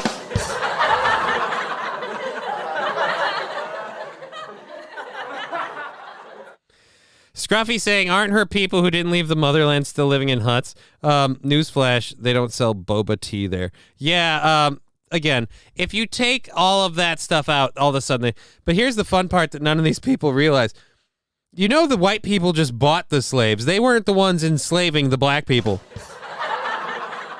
That was actually being done by black people. See, white people have had the same game, and we played it with the black, like historically speaking. I'm saying in the general we and again, we were horrible to white people in this country. Ask the Irish. We weren't nice to them when they came here. We just generally hated anyone that came in our game. True, some groups conquer other groups and then sold them into slavery. Yes, that's exactly the thing. It's the same way we took out the Native Americans by getting tribes to fight other tribes for us. They had a problem with them. We armed them, we let them fight them, and then we gave them blankets with smallpox for the problems. It was a horrible thing. But in general, it's always been the same thing. Johnny, leftists of any skin color see work as punishment, not just the black ones. That's right. And I agree with that point wholeheartedly, which is why my joke that I made there about black people being lazy was a joke. And I didn't mean that so much as I was using that to spin how you want to paint one person or one thing that's done something as a, comedy. Who cares? Say really violent phrases. They say things like, kill 2 birds with 1 stone. Why do we have to kill the birds? Why do we have to kill the birds? Don't you realize you're talking about language, right? Would we like to look at, I don't know, anything like poetry, rap music, comedy? No offense, but you guys are pretty liberal with language, okay? Why do we have to kill birds? Why do you have to refer to every woman as a bitch? Why is every woman a bitch or a hoe? Because apparently, according to you guys, that's the way it is. Why is everything so violent? It's almost like one's language and phrases reflects one's nature. Oh, so more money, more problems, get hoes, all the stealing and stuff you talk about, the gang slang and stuff in the... Oh, so it's almost like your music influences your nature. You realize that argument literally paints you got...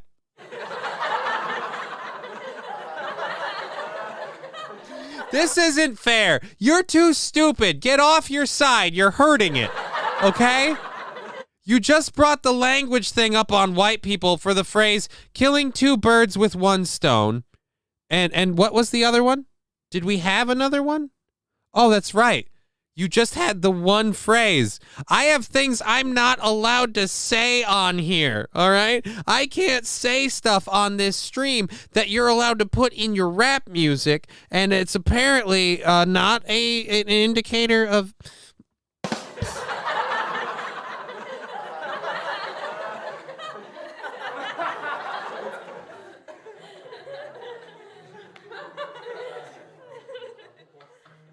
Wow. Wow. This is fun. Okay. So let's go. Are you done, or do we got to just skip to the next one? So that new... Holy fucking Jesus. What the heck is that? Is this a person or a character in the new Mario movie? What the is this? All right, Bowser, take me away. A movie on Netflix is the perfect example of the sensationalization of white violence. People have a much easier time sympathizing with white criminals than they do with black victims. People think Yeah. There's just one problem. You keep confusing the guy with the gun in his hand, holding up the counter with the victim. You realize the whole serial killer thing. People have been obsessed with serial killers forever. That's not new. The Jeffrey Dahmer case is just another person who's a serial killer and people being obsessed with it. Wow. Are you saying that we need to spend more time focusing on the black serial killers? I actually would like to say I can't think of one. She's right. We should spend more time focusing on the black serial killers. All right. How long does this go? Oh, wait, what? Who's this? Okay, wait a minute. What's your opinion? Excuse me. Which team are you on? Men who are a part of the far right-winged ideology of fascism. That is a true threat and the terrorism to this country. Yeah, fascism, like calling a group of people Hey, you don't like a laser threat. lips! Your mama was a snowblower! He's on Team Antifa. Yeah, he's a douche.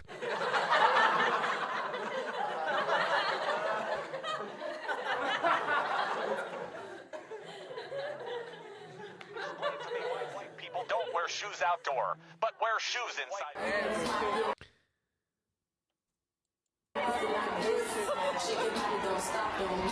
We are both white women. We are inherently a danger in spaces for black, indigenous, and other people of color. Then do yourself a favor and help the movement. Jump.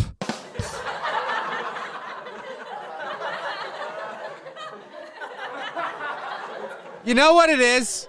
You know what it is?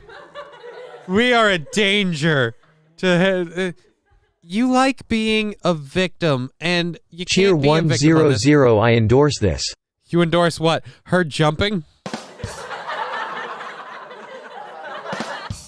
Again, this whole like we're a danger to people of color. Then take yourself out of the equation. I mean, this is really a nothing burger to think. What are you gonna do to solve the problem? What's your solution? Simply by existing. Again, if it's simply by existing, there's an answer for that. Men who are a part of the far right-winged ideology of fascism. That is a true threat and the terrorism to this country. Terrorism, like Antifa. Oh, so now we got white people hating white people. Okay. If BIPOC stand in the street and scream at the top of their lungs, I hate all white people, I want all white people to go die, die white devil, you cracker bitch, that's still not racism. You're not. No, actually, that is literally, and I know you don't like these things. You don't like these things. They're called facts. That is literally racism. That is carbon. If they're screaming that an entire group of people based solely on the color of their skin need to be killed, that's racist. That is the worst kind of racism.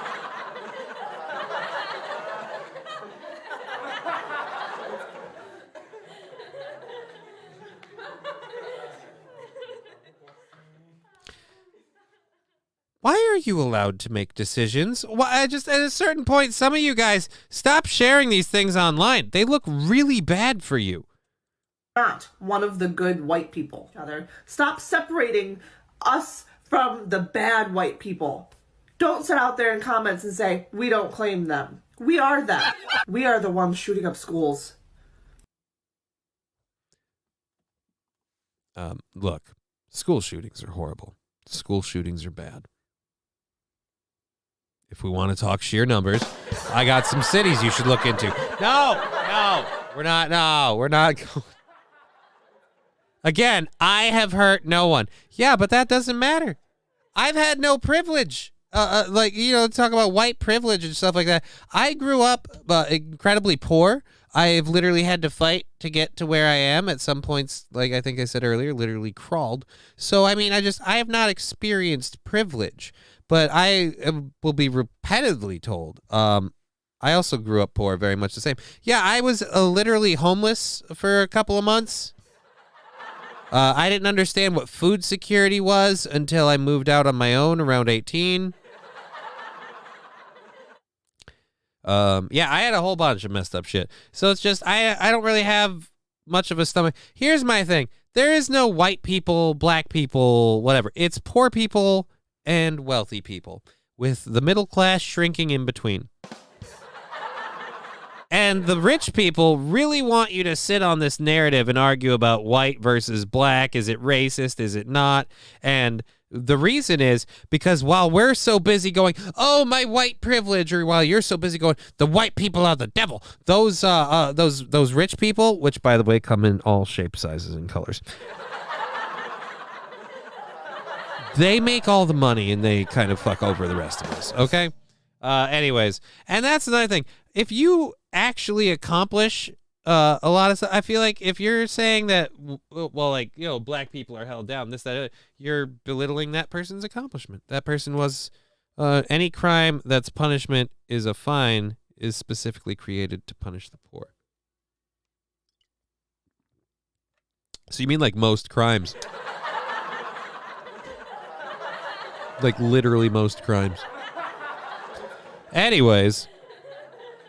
We are the ones raping people, the ones enslaving people. Okay, hold the phone. I would like to point out that it's pretty much just mostly men doing the raping, and all genders, okay? You don't believe that people of color do rape or slavery or any of that stuff. I have a country called Iran I need you to visit.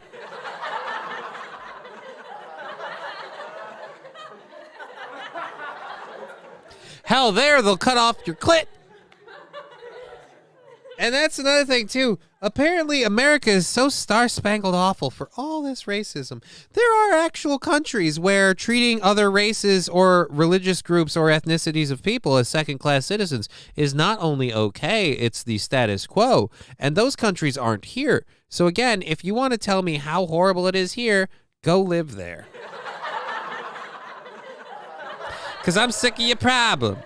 And I'll say it. I hate being white. No, you don't. Go fuck yourself.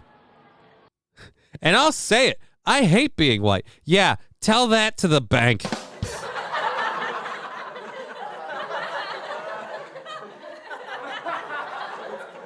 You really hate being white when you go for that loan. Go visit a homogeneous society. You'll see true xenophobia / racism. Absolutely. That's kind of what I'm saying. I'm saying that the weird thing is this is a racist country because we have jokes and stereotypes and all this other stuff. No, a real racist country doesn't let other races, like, you don't get to vote in a real racist country. Like, and that's another thing too. You don't like the people in power, don't vote for them. You want better politicians that more represent your race, your ethnicity, vote for those people. And if you haven't noticed, that is happening in places where, those things are becoming a thing. And I don't know. I don't feel like the mayor of Detroit was put in place by white power. All right. I feel like she was there and she is there because her dick's the biggest in town. Mary loves dick. I got to get that sound drop ready for this. I got to figure out where I put it in the computer. Alrighty, so I hate being white. It would have been so much better if he was drinking a glass of milk. Mayor Beetlejuice of Chicago surely wasn't a white choice. No, that's right. And again, there have been politicians of color in numerous areas of government, including rather recently a president. Like, it doesn't matter what ground is covered in this country or what equality is achieved. Apparently, we're all horrible for being white. And, yeah. So let's start off our weekend right. No, come on, man. You should be drinking milk with this. That would be brilliant. I gotta say, I hate being white and just a glass of milk. Yeah, which means I'm one of the good ones. Which means I'm one of the good ones. Ladies, cover your drinks. Cover your drinks. That one's raping, all right? Look, I was saying that raping was a mutually male thing. Let me just tell you right now, I'm going to call it right now. As far as I'm concerned, in my opinion, that guy probably a roofer. That guy's going to diddle your booty hole while you're sleeping. He's one of the good ones. Never trust the ones that go, I'm one of the good ones. Look, I'm a cripple, and I introduce myself as a horrible piece of shit, okay? Because I believe in truth in advertising. That guy said he's one of the good ones. Not in a million years. There's bodies in that basement. Obama got elected. If whites are majority and racist, then what they marked wrong box. But again, see, that's the fun part with this. It's when we point those things out, it's a problem. Like the video before with the other guy. You literally had a Chinese guy, or, well, apologies. I don't know what his actual ethnicity is. You had an Asian guy sitting in a group of people of color and everything, and they're all having a healthy hate on for how everything is racist.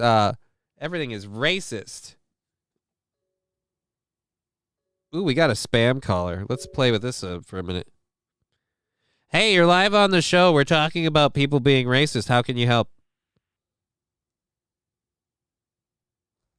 They hung up the phone.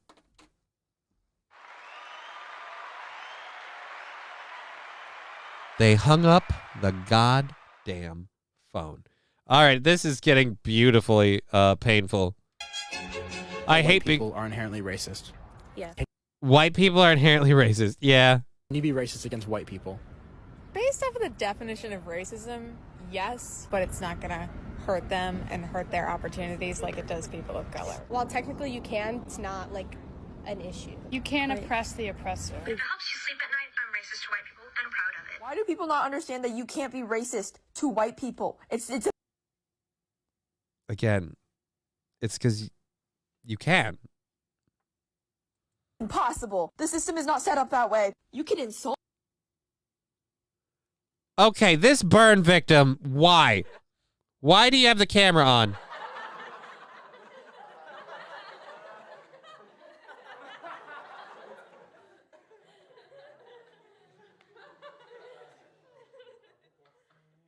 Why do you have the camera on? Look, this skin graft victim is going to try to make the point that you can't be racist to white people because the system isn't built that way. No, you can totally be racist to white people. It has nothing to do with the system. Again, hating people based on their race isn't new. You guys, you've been doing it this whole time. You've been racist this whole time. Welcome to the club. Pull up a seat. You're one of us now. You can do it too. Dig in. I'll give you a few. Call us honkies. Talk about the fact that many of us, especially in the Midwest, have an obsession with butter and or cheese. For a bunch of people who are white, most of us actually end up being lactose intolerant. Someone explain that to me.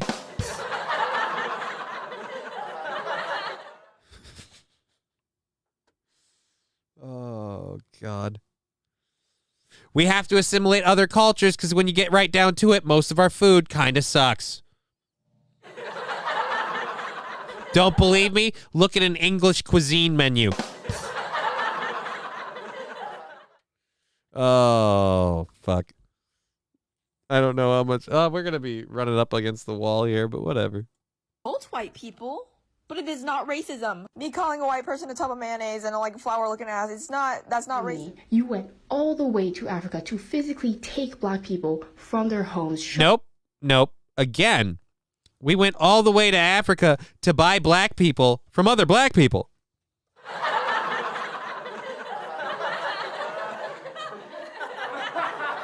I did, what? They're saying historically, culturally, that white people did that. And again, that's my problem. I'll take it. You know, you're fighting on the wrong part of this battle, Scruffy.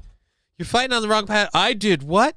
No, go ahead. Say I did it. I'll say I did it. Yeah, I did that. I bought black people from other black people. You guys were selling yourselves out. By the way, you're jumping on a side of an argument that I don't think you got a pony in this race, my friend. How many hundreds of years ago was that? Yeah, but if they're not going to let it go, I feel like they should at least be historically accurate.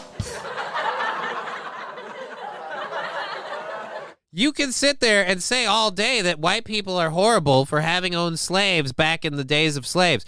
Forget the fact that that's a thing that societies do all over the place. I don't know if you're aware of this, but you realize Mongolians weren't very keen towards like just letting people do their own thing when they showed up.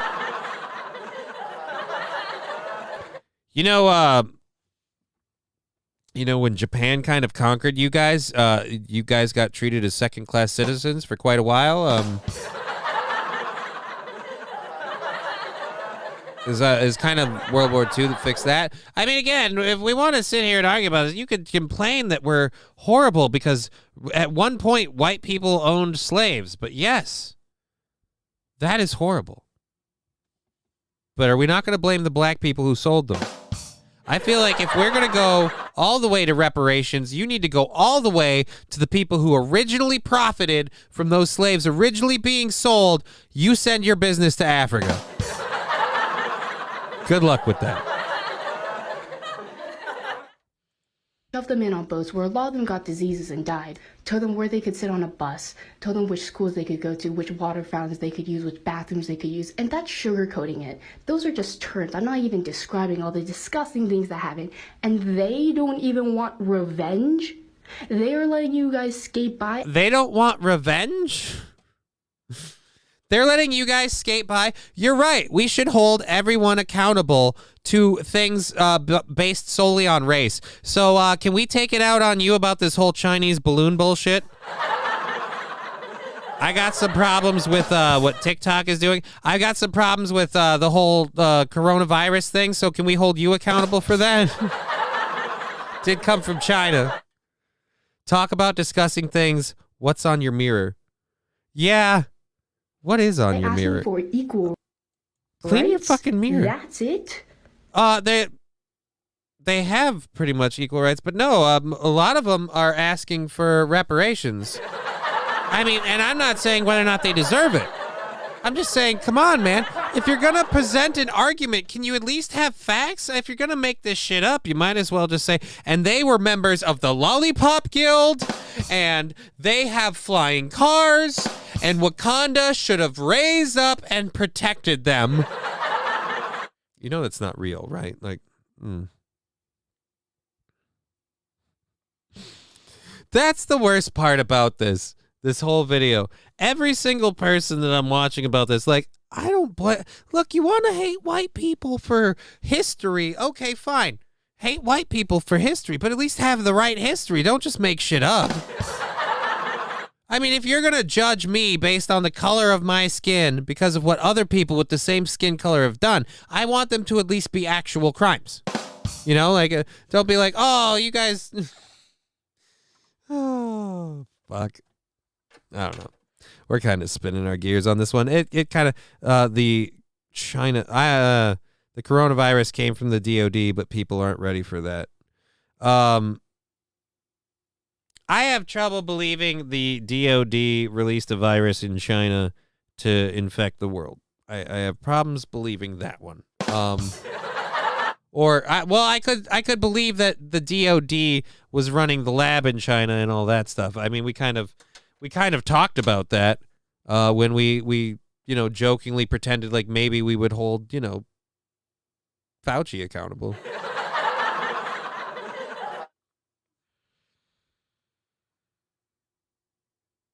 You also had tons of problems believing the vaccines were hurting people, but alas, here we are. I never said that I didn't believe the vaccines weren't hurting people. I simply said I didn't want to get the vaccine, but I got it. I got the one Johnson & Johnson. I'm tired of having to I wasn't ever defending the vaccine. I hate how like, oh, I got it because I was worried it was going to be a thing where I needed it, and I got one shot. Like, oh, you sucked its dick. Like, did I suck its dick? I didn't have tons of problems believing vaccines were dangerous. I didn't even want to get the goddamn thing when I got it. I've said from day one I didn't want to get it. I didn't want to fuck with my biochemistry. And then when I got it, I got the one shot. And when they were like, oh, but don't forget your booster, I fucking didn't get a booster. I've been against it pretty much, like, wholeheartedly. As for the side effects thing, wouldn't if I did? I don't know. I'm tired. Whatever.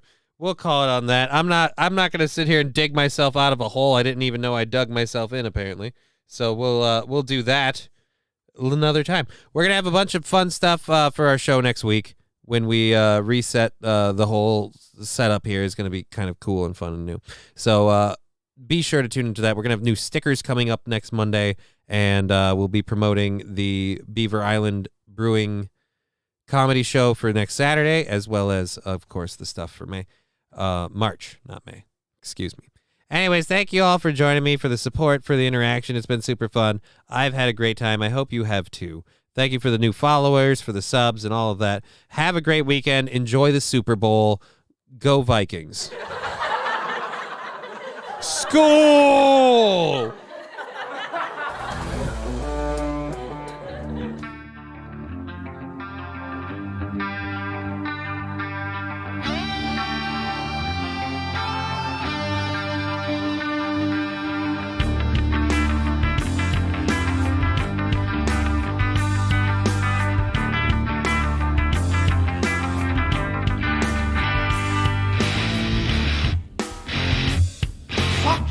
What the fucking fuck? Who the fuck? Fuck this fucking. How did you two fucking fuck? Fuck!